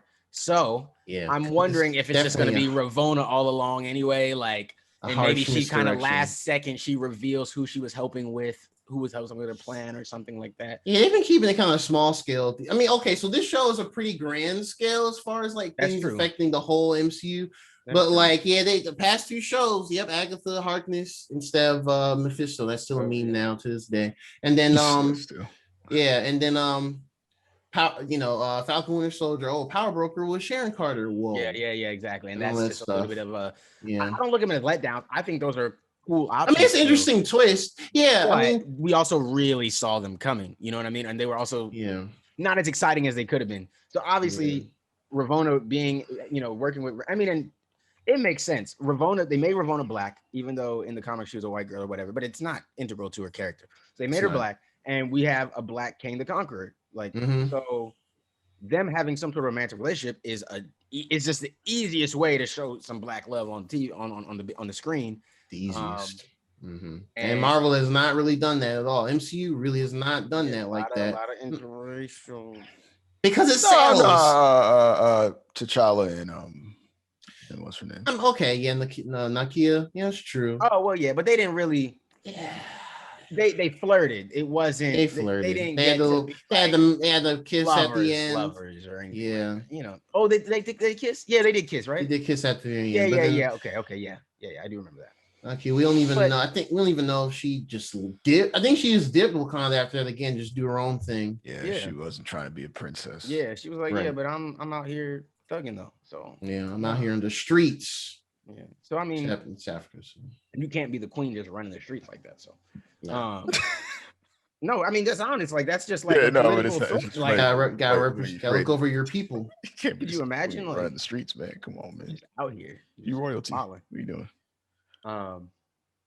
But yeah. So I'm really interested to see where that goes with Ravonna and whoever she is either working with or she's working for herself. That was, I don't know. And I thought it was really interesting. She asked her like what happened. And, and I guess we don't have to stick to one exact spot, but time hop a little bit when she's asking her, like, why did you guys pick me up? I think she very clearly remembers. I think she remembers and just didn't want to say anything. She was like, I don't remember. And she had a little smirk on her face. That lets me know. To me, that was the indication that Ravonna. That's villain shit. Full intention, right? That's villain shit. Don't seem like somebody who's being manipulated or who's about to turn the cheek on us and be on our side. That sounds like somebody who knows what she's doing and believes that what she's doing is the right thing to do for her or for whoever she's working for, or whatever. So, don't get me wrong. It's still the MCU. Like they could always twist her around and make her work with the Lokis again or something later. Like I believe that fully too. But the way it looks, the way they've set it up is very much Ravonna is in on the plan. King, whatever she does. I think it's Kang, but it could be anybody else. Mephisto. Right. Why not? Just throw two random characters together. Dr. Doom. Who knows? I just make anybody show up. Bro, okay. All right. They can't put Victor Von Doom in just this show as a name drop. They can't. No, he has too much clout. I can't. I'll be mad. I'll be like, make somebody like, yo, dude, at the same time, wait, that's it? What the fuck? was Victor down there? You like, wait, what? Wait, he was doing what? Oh, there's a Loki in Liberia. I will lose my shit at 6, 7 in the morning. I will yell in my whole apartment building and be like, what the fuck? This dude yelling loud as shit. I will lose my shit. Like, hey, y'all got an extra room? I'm gonna move to the house. They kicked me out. They're evicting me. They evicted me already. Which I'm sure now is a spoiler for the episode for you, because now you know what happened. I definitely was popping off at the end of this episode. I was like, what? All right, but Sylvie got body snatched as a child. She still doesn't know why. Ravonna, she knows why. She's just being aloof and not saying it. One thing I will say that I found interesting in this episode, it's funny compared to the previous episode, like when they're kind of sitting there, kind of ready for their demise. I feel like the CGI out there was actually pretty good. Like as everything was crashing down, it was really good. Okay. Big budget film, right? They just saved it for this scene. Yeah, they saved for this scene. I thought. I mean, so anyways, so we can kind of fast forward past we saw Sylvie get in and everything like that, and then just like I kind of figured, the TVA managed to show up at the perfect time to catch him. Now, you know what? They saw the Nexus event going up really quick, and they're like, "Oh fuck, that's them." Obviously, we haven't seen a spike like that, right? And that's when they scooped him. So they went and they found it and got him, and that makes sense. They found the Nexus event, like Draw said. That makes sense. I'm not too crazy about that. I'm not upset about that one. But I will say, I thought it was super weak how Sylvie got the time pad off of Ravonna. Yes, I agree. Yeah, because I was like, wait. Stomped on your foot, and then she didn't know she was gone with the time pad. She's like, she's right here. And then she's like all the way down there with the thing, and there's no other guards or anybody that even approaches her. And she knows exactly how to use it and just runs away. And then just runs away. Yeah. Fine. But I mean, to be fair, they did say that she didn't know. She knew how to make it work to an extent. And I guess you could just write that down to her being a god or something. But she didn't fully know how to go, because everywhere she went, she wasn't supposed to be. So she caused Nexus events. So they just kept following her until she finally learned she could hide in apocalypses. So I did think that brought a little bit of realism to the moment. But I was just like, how did she get the temp pad in the first place? I definitely thought they were going to do something more along the lines of, maybe she was trapped at a TVA for a little bit, and then she devised a plan to get away, learn that she could, like some more development to it, but maybe they just don't have time to do all that. So they were just like, nope, she got caught and then she just escaped as a child. No problem. I mean, I think that's wild, because how could Loki not do it, but Sylvie could at that age? But yeah, I did think that was a little weird. But anyways, so they get saved from their little love connection that Iain called. And that I just did not believe, and we can just kind of talk on that. There's so many articles now about. We don't have to wait till the end. How they leaned heavy. No, it's funny because since then there's been so many articles and interviews and stuff of them leaning into the show, central theming, or one of the central themings being about that relationship. And I'm like, wow, it's actually they leaned hard into it. Okay, I'm surprised. You know what I mean? And like I didn't expect it. I definitely would have. I mean, I wonder. It's hard, at least. Okay. Maybe we're not the people who should talk about this, but I'm going to ask you guys anyway. Do you think Disney would have done the same thing if the other variant of Loki was himself? Like a man? No. They're only doing it because it's still a heterosexual relationship. A weird one, right? But a heterosexual one. Right. Because so it really depends on how. So Loki, okay, so we're gonna look at this surface level. There are a bunch of Loki variants, and it's confirmed they can be a different gender born. Yeah. That can still be the character named Loki, but just different gender, and someone have different physical changes, his gender is listed fluid. They told us that he's listed as fluid. He could be born as either one anytime he's born, right, across the timeline, right.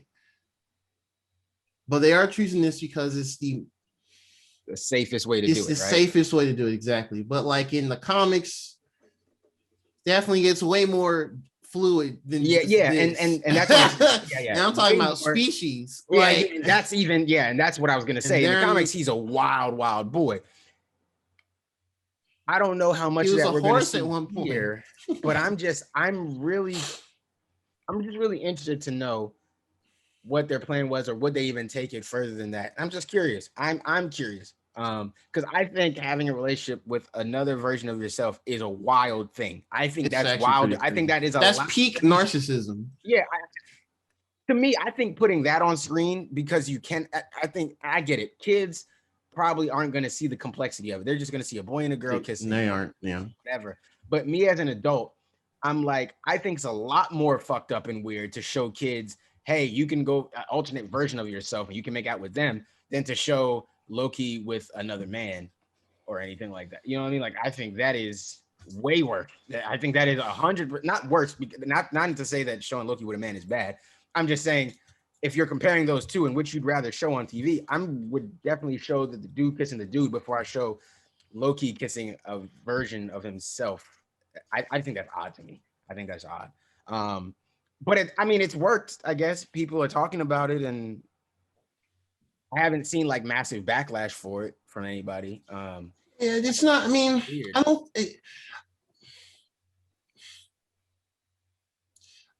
I'm not too knowledgeable on the subject to really give a really nuanced answer.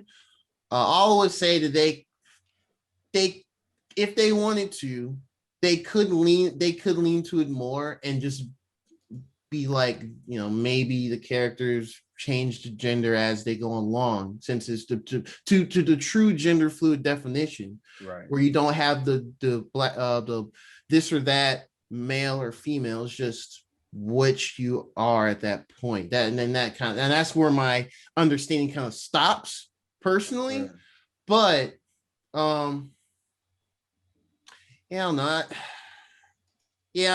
it's interesting to say the least. I don't know. Yeah, I did notice that. I just wondered, because I feel like just the way I wasn't like mad or taken aback. No. I was just kind of like, well, that's an interesting approach. No, I just think the way that they celebrated making him bisexual and letting us know, like, hey, he's bisexual and a little bit of both. I just wonder if they're going to be confident enough to actually show us a little bit of both. Is he gonna, not say fall in love, because I don't know that he'll have the time, but is he going to be attracted to another version of himself in some way that's a man or something? Or, are they going to make, to me, you can do it easily, I guess, if you're going to make, not see, I don't want it to be just joked off though. That sounds bad. That's pretty much a problem. You could do what he does in the comics, like you said. Like, there could be all these, what we saw at the end with the end credit scene where he ends up. There could be so many different Loki things that he meets. You know what I mean? That maybe different versions of him had these as kids or whatever. Like, you're my father, actually. Like, because there's so much random stuff that Loki has done or created or whatever. Mm-hmm. So it's like, if he was just kind of randomly, flirtatious with a lot of different versions of himself, then I guess it would be like, okay, I can see this. That would seem more like trying to normalize it, versus having the big scene where they both let you know they've dealt with a little bit of both. I guess the only difference here is Sylvie doesn't seem to have locked on to the same feeling. Yeah, like it seems. I mean, in the beginning, when they're kind of accepting their fate on Lamentus 1, lamenting, haha, I get it. Yeah. But there seemed to be a tender moment, but at the same time, towards the end of the episode, it seemed pretty one-sided. But it was also because of a rush of one of the big revelations, which I have called it, kind of, but about the timekeepers. Oh, yeah. And Loki was kind of like trying to be like, this, but then Sylvie's just like, what are you doing? No, or whatever. That's kind of my interpretation of a very basic draw terms. But yeah, so see, I don't think she was saying, what do you do? I think she was kind of looking at him like, like what's going on? And I think the reality is, even though this Loki is affected and he's been taken off the sacred timeline, he's still the Loki from the sacred timeline. Right. And I think that just earlier on the sacred timeline. Exactly. Yeah. And I think his action with Sylvie and actually falling in love and all that, I think that is just such a wild thing. That's something so out of out of script for a Loki, especially the main Loki, that it's just like they didn't know how to react, and it created that Nexus event. So I'd be really curious to see where they go with this from here on in. And even if it doesn't happen here, I would hope that with the spotlight that they put on their sexuality and they're being fluid and all that kind of stuff, I'd hope that at some point Disney does allow them to explore that in some way. I'm not saying you have to put in a bunch of like, gay sex pandering stuff. Like that. I'm not saying anything like that, because these are still comic books, and these are still, it's still Disney Plus. Like, we are still trying to pander, not they pander, but we are still trying to promote this to children in a way. So in that same respect, I don't want to see a lot of man on woman sex scenes in this stuff either. I don't want to see. Yeah, that's not really what I would look for. These comic book movies and TV. Have we really gotten it that much? I mean, I guess not in DC, but I mean Marvel. I know there's been a couple moments where I guess it's like an intimate moment, maybe towards the end of a battle or after a long fight or something. Maybe there's been a couple of those. The Raimi trilogy of Spider-Man had some of that stuff. Deadpool had one, but other than that, Deadpool is just. But Deadpool is like its own, and it's rated R, like that. So that's what I'm saying. DC hasn't really done that. So I'm not saying they have to go. And I think that's the issue I see online. People, when you suggest that you should be able to see it. People think that's what you're advocating for them to just, you want dudes fucking on the TV. And it's like, yo, no, that's not what I said, bro. What I'm saying is that's never what most people say. Different types of love on TV. You know what I'm saying? Like, we watched Spartacus, and I didn't turn off the TV every time a dude was Buddy was fucking the little dude every time. Like, I was like, yo, he's really giving it to this nigga. I'm getting it in. Like, and this dude is loving it. Like, this is some shit. And what it does is it's like, yo, that there are people that enjoy. People enjoy this. This is people's lives. Is it affecting you in any way? No. Is it taking away from the show in any way? No. Just keep pushing, bro. You'll be fine. But the show's gonna keep going. So yeah, I think you have to show it in order to take those steps towards normalizing it across the board. So I hope that they don't just mention it and think that was the win. Like, think that was all they had to do. It's like, the lowest effort. They bisexual dialogue, right? Like, that's got you guys. So hopefully they do something with it. That's all I mean. But they did have they had a little short during Pride Week that came out, or Pride Month. They did. It was oh, really? On Disney Plus? About a guy who was coming out to his parents for the first time. Disney did? Yeah. Really? Wait. Was it on YouTube or something? It was on Disney Plus. It's on Disney Plus right now. Oh, okay. No, I didn't see that. Wow. They were like promoting it. I swear. It's called maybe I missed it just because there's so much. Is it under? Might be. I didn't even see it on like the top trending and nothing. It's not trending. Okay. But it wasn't under Marvel or nothing, right? No, it wasn't under Marvel. Oh, okay. That's what I'm saying. Like, original. When I go, I do normally just click like Marvel shorts. Or something. Shorts. It was under shorts. Disney shorts. Pixar shorts. Yeah, Pixar. It was a Pixar thing? Oh, okay. What is it called? I'm trying to find it now. Did they take it down? Goddamn. Oh, it's called Out. Spark Shorts is what it's called. Spark Shorts series? Okay. No, I really didn't know that, man. Yeah. I did not know that. That's dope. I'm glad there's something out there. That's good. I'll go check it out. So they dabble in it. They're supporting the. Wait, hold on a second. Some of these originals are fire. They got 22 versus Earth. Have you seen that? Oh no, I haven't. You know what? I forgot the add this. Is this a Soul sequel, bro? Yeah, well, yeah, it's featuring it's 9 minutes. It's a Soul set before some of the shorts are pretty good. The shorts, I've been watching the shorts, man. This is shorts are before the events of Pixar's Soul. 22 refuses to go to Earth, enlisting a gang of 5 other new souls in her attempt at rebellion. However, as her cohort's activities lead to unexpected results, 22's submersive plot may actually lead to a surprising revelation. Oh, the Spark Shorts. I've seen a couple of these. I've seen Loop. So cool. I've seen Loop too. I've seen Loop. I've seen Burrow. I haven't seen the rest of them. Oh, Out. Yeah. Float. Okay. I saw Float. That was interesting. Okay, cool. So that's where they all are. Okay. So 22 versus Earth. So so this is dope. This is a Pixar. It's under the Pixar section. Okay, cool. Pixar, yeah. Inside Pixar, they got Burrow. Oh, I'm gonna watch these. Am I dumb? Can I hold on? Home? Oh yeah, I am dumb. Here we go. It's under Pixar. All right, cool. That's dope. That's pretty good. Right, that's actually really cool. Yeah, let's my bad, guys. Let's get back in and it's all good. Sidetrack aside. Let's get back in and knock this out. Yeah, so we were at their love interest. That's kind of how that whole conversation sparked off. Mm-hmm. And so after so after they get pulled back in, they get separated in two separate rooms.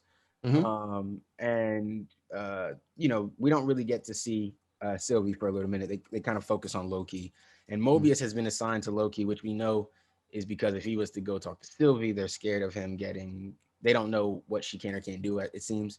They're scared of him telling Mobius something or something like that. So he's stuck with Loki, and he's pissed at Loki, which makes sense, right? Loki ran to the door, whatever. And he don't really trust him. And I guess one of my things is the TVA not really ruthless enough, because if Loki is this high stake of a variant and he escapes, when he comes back, you should have pruned him immediately. Yeah, that is a funny thing about the TVA. Their lack of urgency for this super big, all powerful time like pocket of like time manipulation and all that. They have all these tools in Billy's and tech, and they just got the delete wand sticks and the reverse time bomb. I don't know. I just feel like, and this whole episode, this is probably the biggest flaw in the episode. They didn't show us what happened with all those time bombs. Yeah, they sure haven't. That just kind of happened. It happened, and maybe it might be. They were celebrating. They celebrated. I mean, they celebrated though. They remember. I mean, we'll get there, but Ravonna and we're coming up on it now. But Ravonna and Mobius had a drink and said, "Hey, we completed this case. What happened to all the bombs that went off? How did they reset those?"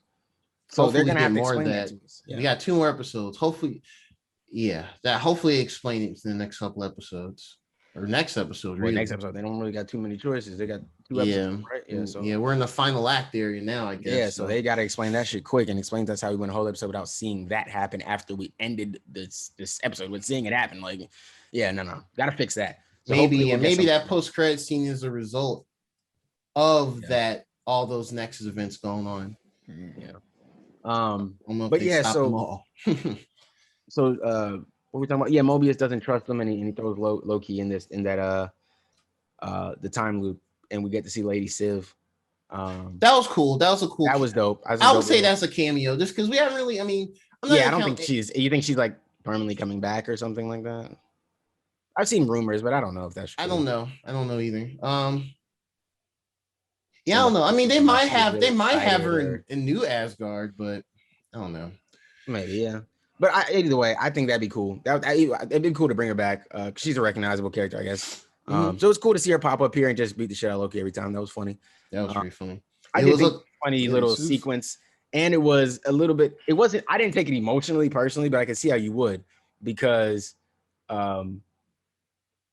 basically he's just getting his balls kicked, and then it finally just has to. It's hilarious. Like, yo, I'm a terrible person. I'm a attention. Like he started admitting all his problems really quick. If you can kick down there multiple times, like okay, man, what do you want to say? With honesty. As a person, punch me in the face instead, please. Down there. Facts. Yeah, but I guess it was all. I mean, it was for comedic factor as well, but it also show, I guess, really quick character development. Loki's a little different. Yeah, I think they want to show us our Loki's a little different. He's a little more self-aware, and he's not convincing himself all the time that, oh no, this is what I'm supposed to do because I'm the god of that. He's like really trying to do the right thing in this situation. Like he's like, yo, the TVA is evil. They're manipulating you. They're lying to you, and this is wrong. And I want to figure out why. And he's really trying to do the right thing. So respect Loki. Different character development. Yeah, rapidly in like 4 episodes. The God of Mischief is a distant tether to what he is holistically. Yes. He's not just that, and you got to remember, obviously, this Loki has seen how his former self dies, He sees how that happens. He did, And even if the multiverse comes back, there's a version of him that still dies that way, and that'll still, even if he's able to return to a universe or something like that, he has to live the rest of his existence knowing that a version of him dies that way because of how he acts, because of how he carries himself. And that lets him know that, hey, I don't have to be that way. I can be different. Maybe I can live a different life. I can live to an older age. I can do something so much different. So hopefully we get to see all of that play out, not over just, obviously we know we're getting a season 2 and stuff like that. So hopefully we get to see that play out over the course of this. Yeah, we got to keep, I'm glad you said that. We got to keep taking into account this is the only show confirmed with a season 2. And hell, it could be, they focus on Sylvie as season 2. And just could very well do that. Man. I'm still preparing myself for that possibility. I'm gonna like whatever they do with this. I think they've established enough here that I'm like, sold. Keep going with it. Multiverse, time travel, keep doing it. Like, go ahead. I'm in. You've already got me. And don't get me wrong, that doesn't mean we're not going to point out flaws as we go. I think we've been doing that pretty fairly here. But like, this is good. I still enjoy it. But so Mobius throws him in there, and he goes try to talk to Ravonna and tries to get some answers out of her. And it's really funny because he keeps like laughing at little things she says, and then he's like, but what about 100C20 and why won't you let me talk to her? And I'm like, normally I would always do this, and and Ravonna kind of breaks down to him, which is the last time that I felt like maybe she could still be a good character. She could be manipulated right now, because she's like, oh, I'm trying to protect you. I want to protect you. The reality is she probably does care about him in some form, but protecting him in a different way.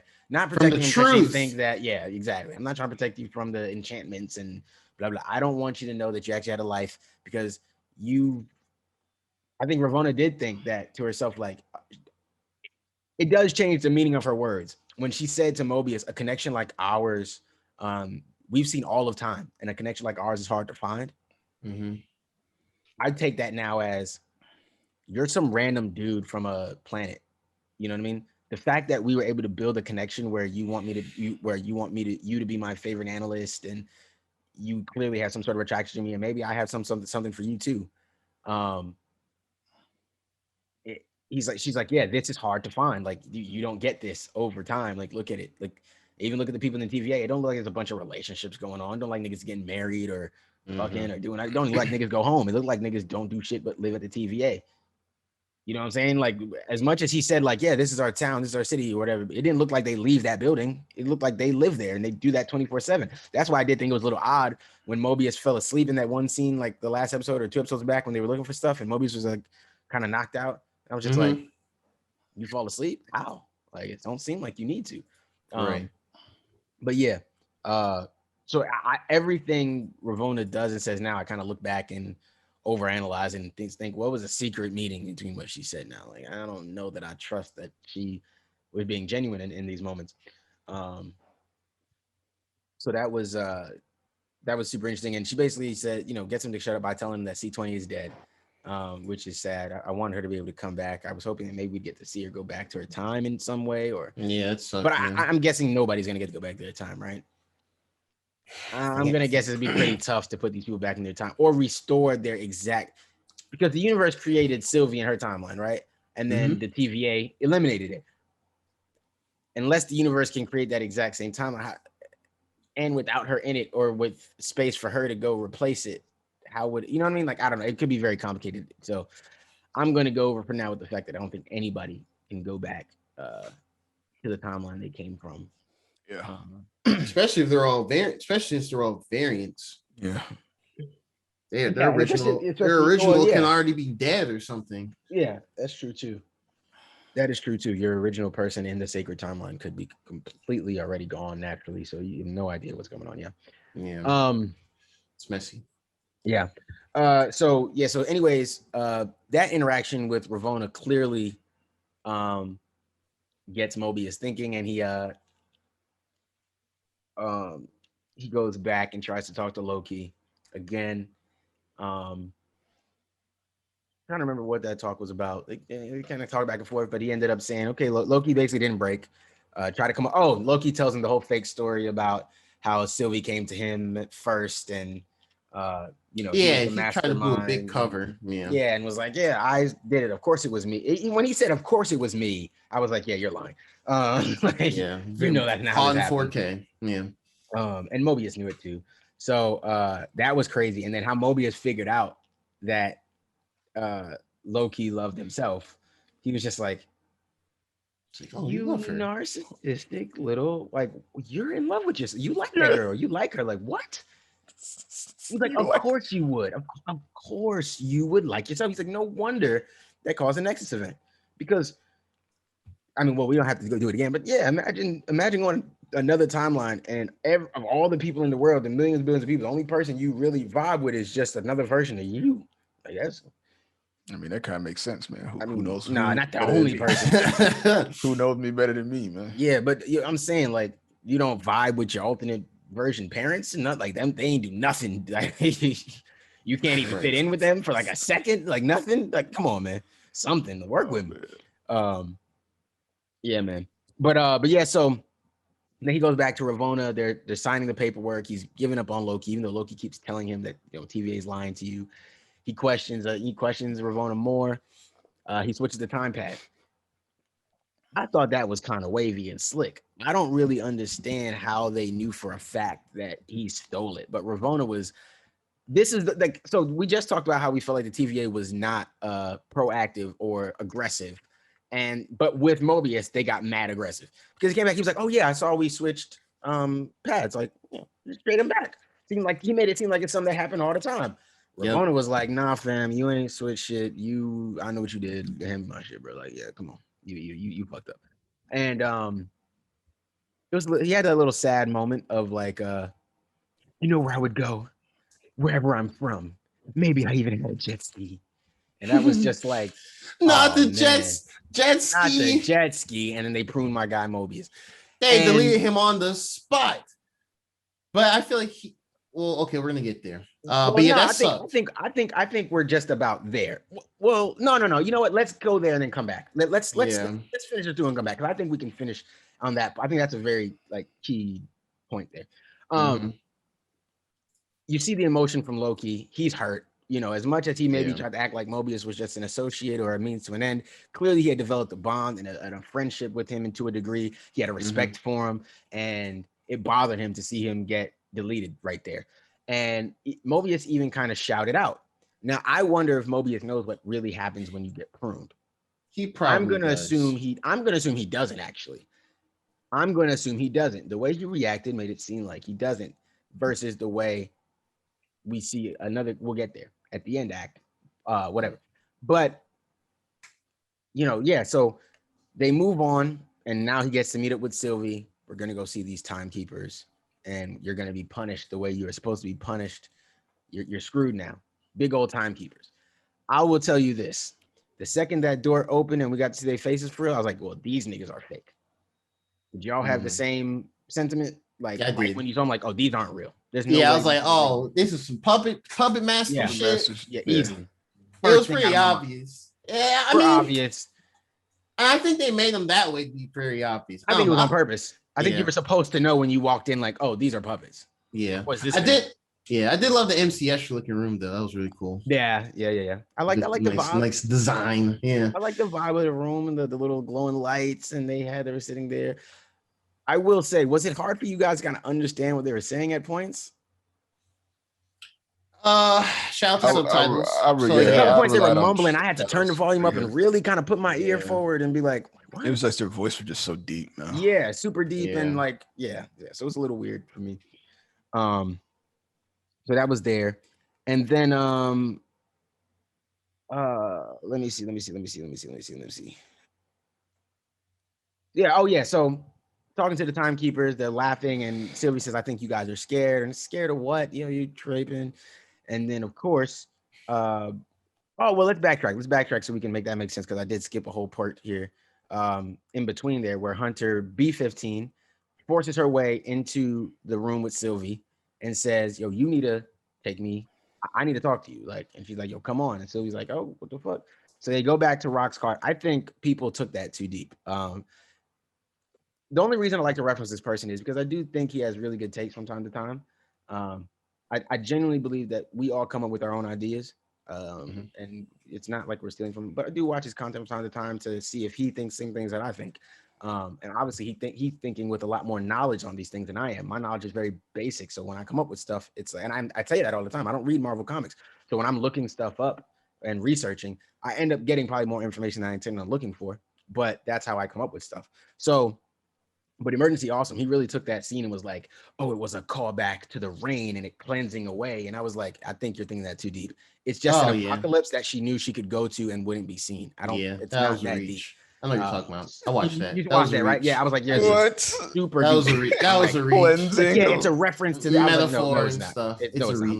No, it's not. It's not a reference to anything. It's just the last apocalypse that she knew she could go to. She just learned it. That's the only thing she knows. Like, you thought she was gonna go find another apocalypse for them to go to? It didn't make sense. Like, no, here's a temp pad. I know how to go to this apocalypse. That's where I'm going. So, anyways, she takes her back and she's like, she tells her like, what was it? She's like, it's your memories from before you were here, and she shows her the memories.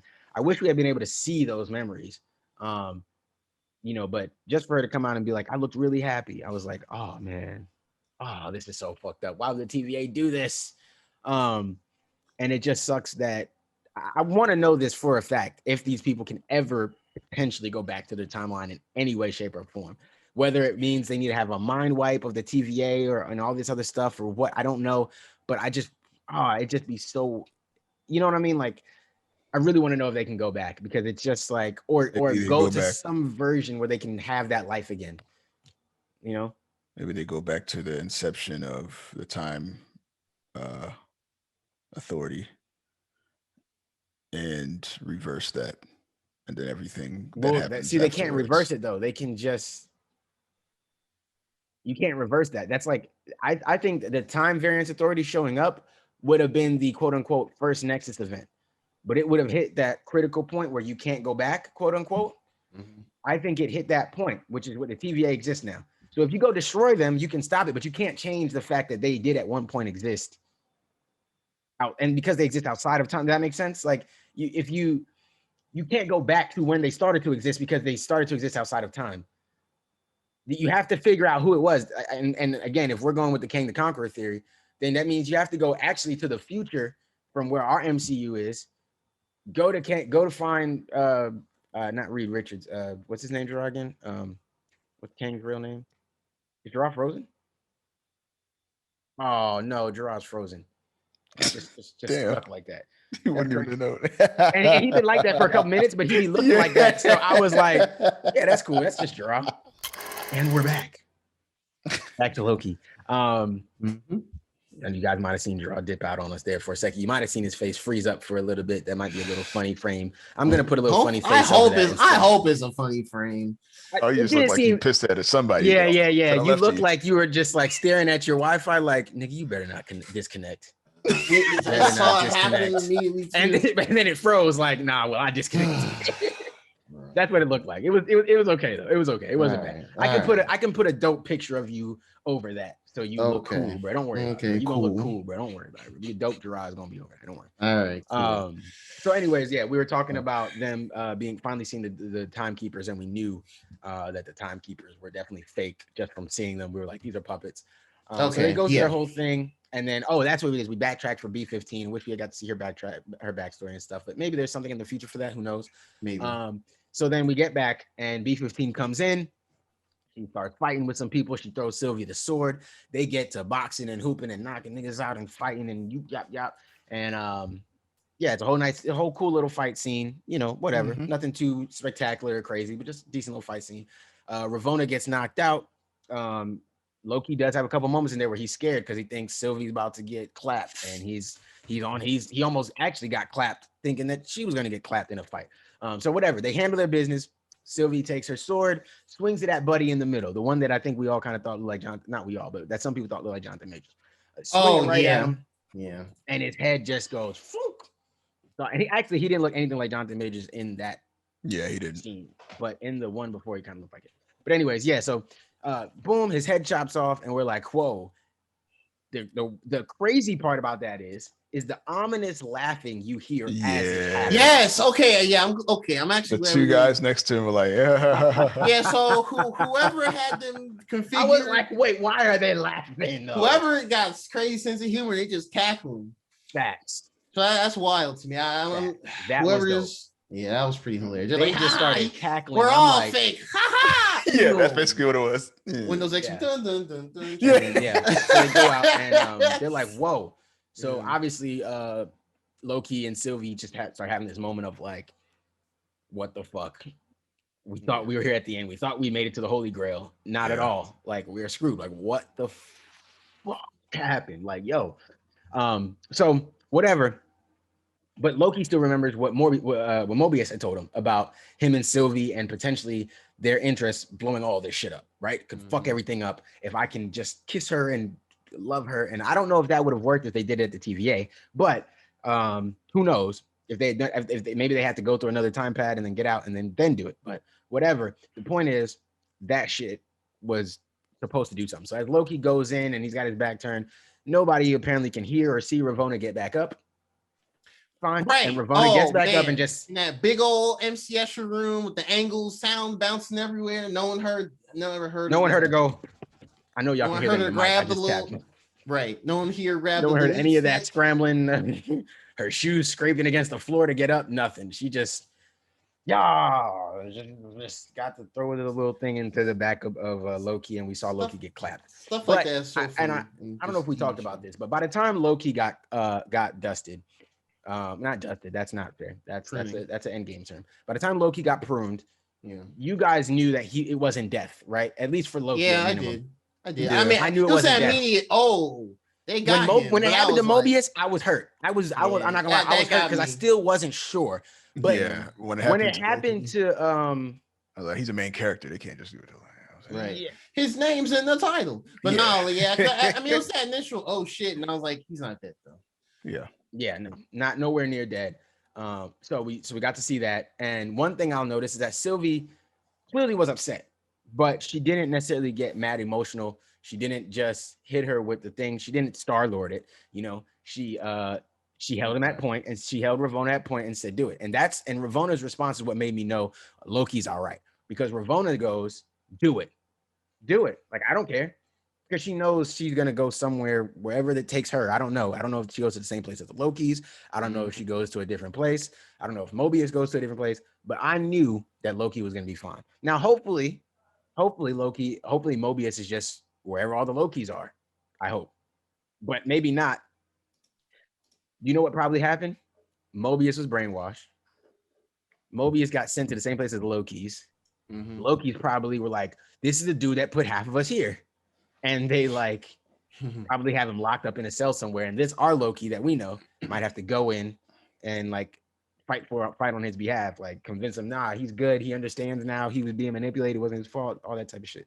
That could be a cool little twist. I hope I just predicted something else. I hope I'm on another roll, because I think that's a good idea of where that could go.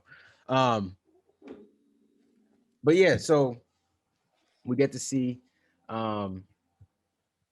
She holds her at gun. I want to say gunpoint. It's not a gun.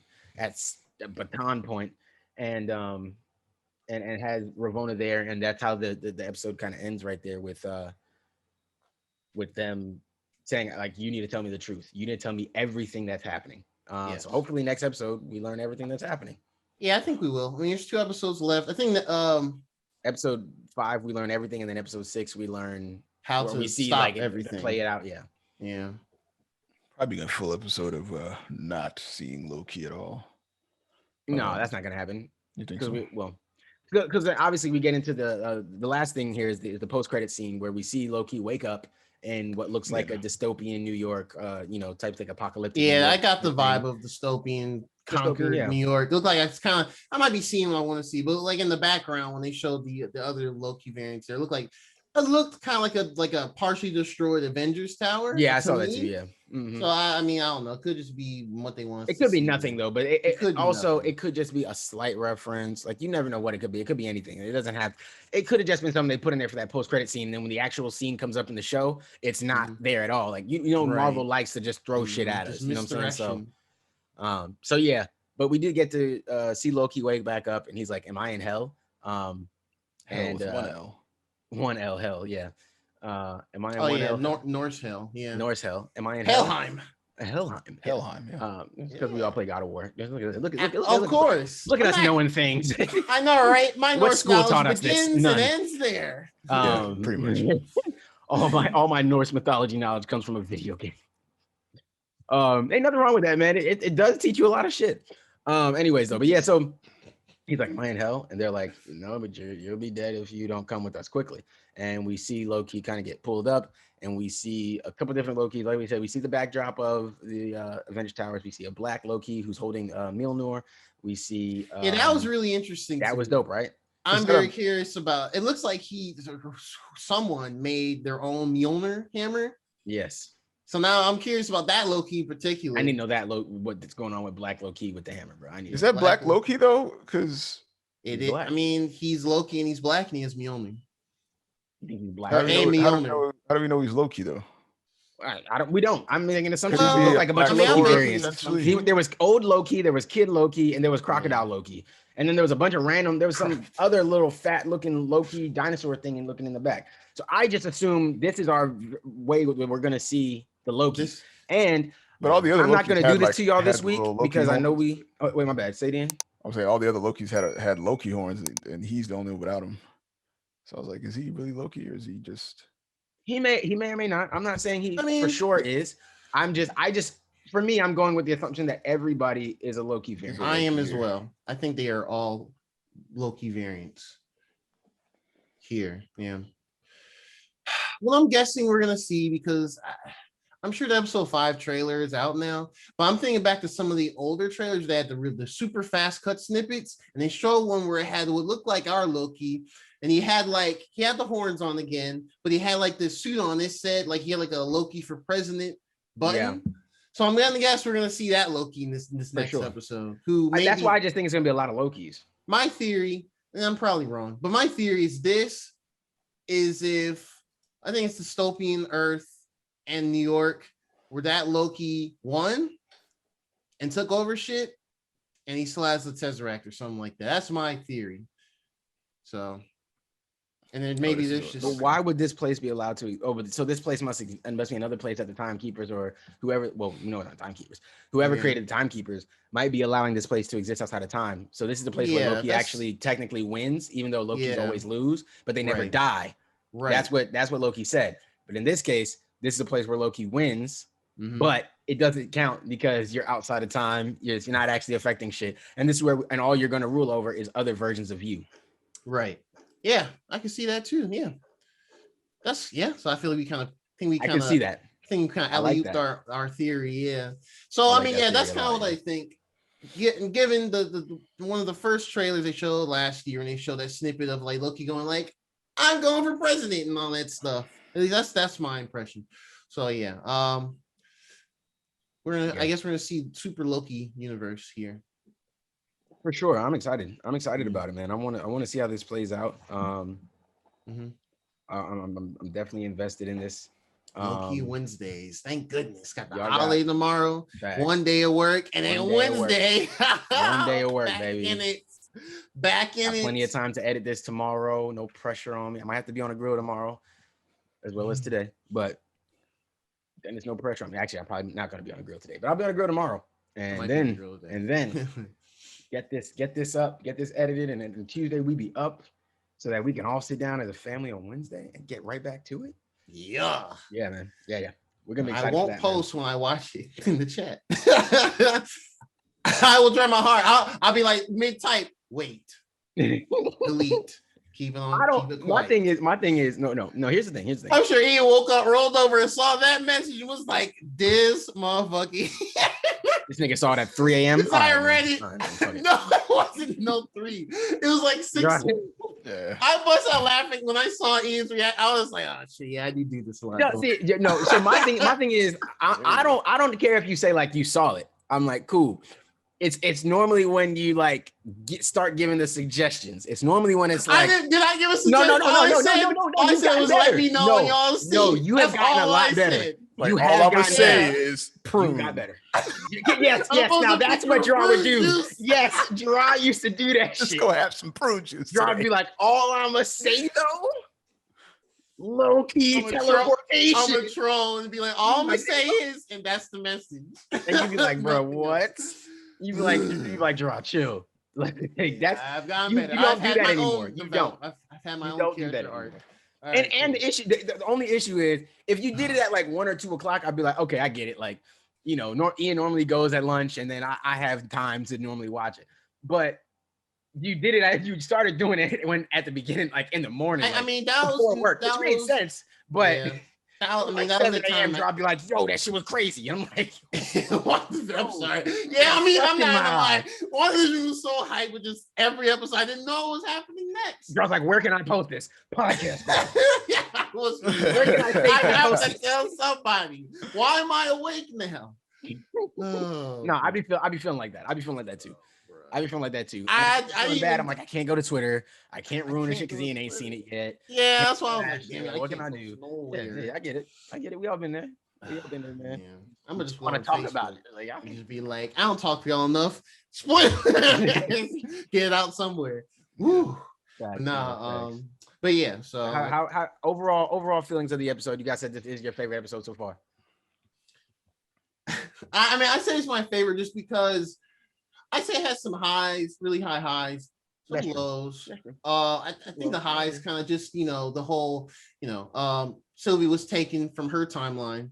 She was snatched as a child. I confirmed that. Confirmed timekeepers. I mean, I always thought the timekeepers weren't real, but I didn't say they're androids. Yeah, so I would say I'm half right. I thought that they were going to be like, I didn't think they were just going to be androids, but I did think they might be figureheads. I thought they might be real people, but figureheads who think that they control time and think that they do it, but it's really somebody else. Or it was going to be like Kang the Conqueror as one of them, and the other two might have been androids or just lackeys that he has with him that think that he's convinced that they are powerful, but they're really not. You know what I mean? Mm-hmm. That's what I thought it was going to be.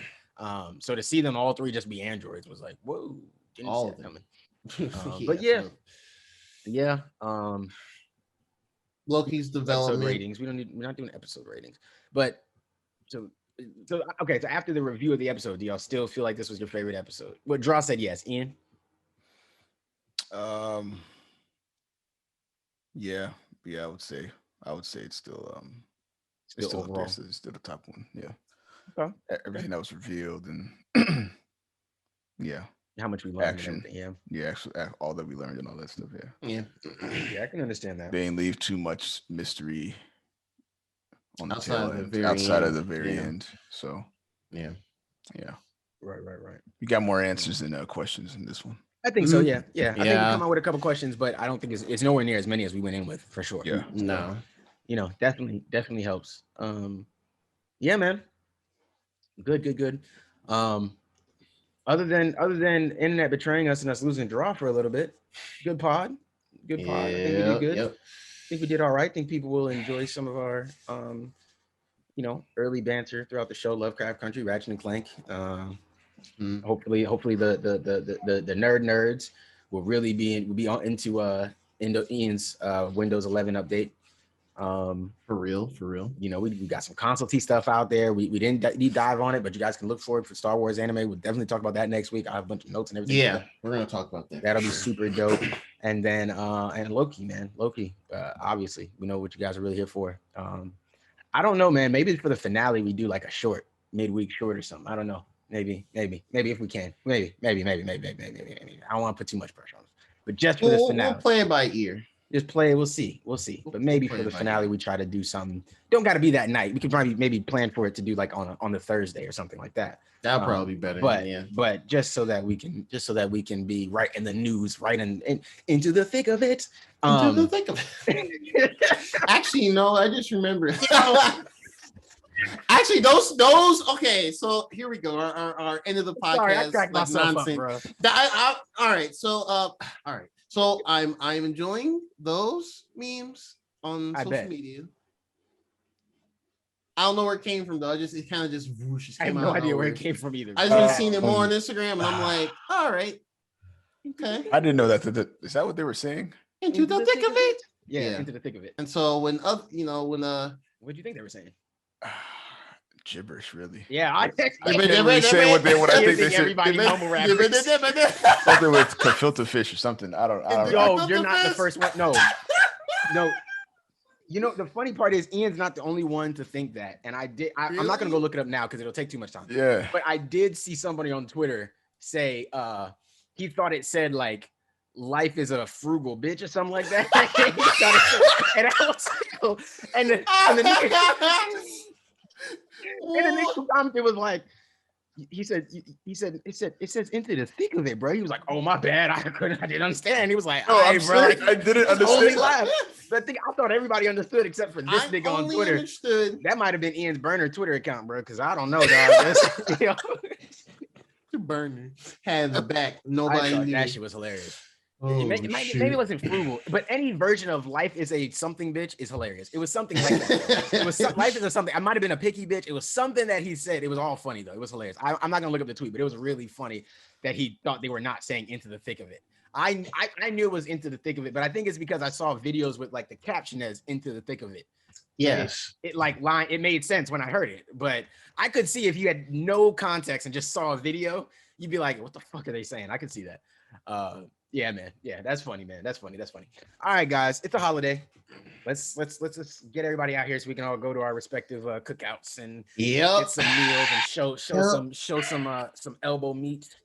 You already know. Public, go out there. It's gonna be hot. Like I said at the top, man, head over to YouTube, please. Hit them like buttons for us. Share it. Turn notifications on if you can. So right when we post, you can like it. So that people at YouTube gonna be like, "Damn, bro, do you think it's just posted, bro? Everybody liking this shit already? Goddamn, y'all ain't watch it yet. Y'all just know it's good. Yes, bro. Like, you know what I'm saying? Or don't. You don't gotta do that. You like it if you really like it. And if you don't like it, you can dislike it. But if you dislike a video, and we've never got a dislike before. I don't even know what I'm gonna do when that happens. But that might just wreck my mental health. We have our first troll or something. Anybody out there thinking of disliking the video, you're gonna ruin my mental health. If you dislike it, you gotta leave a comment to say what you dislike. Say what you don't like about it. What you don't like how we do reviews? You don't like how we do whatever? Y'all feel like Ian need to show you his curl pattern more? You want his face? You want his skincare routine or something? Y'all want Gerard's workout plan so you can get shoulders like that? I don't know. You guys tell us what you don't like so that we can fix it. So yeah, you guys let me know. Appreciate y'all. Like I said, share, comment, subscribe. Most importantly, enjoy, man. All right. It's been 2 Ugly Nerds, but it's 3 of us. Always.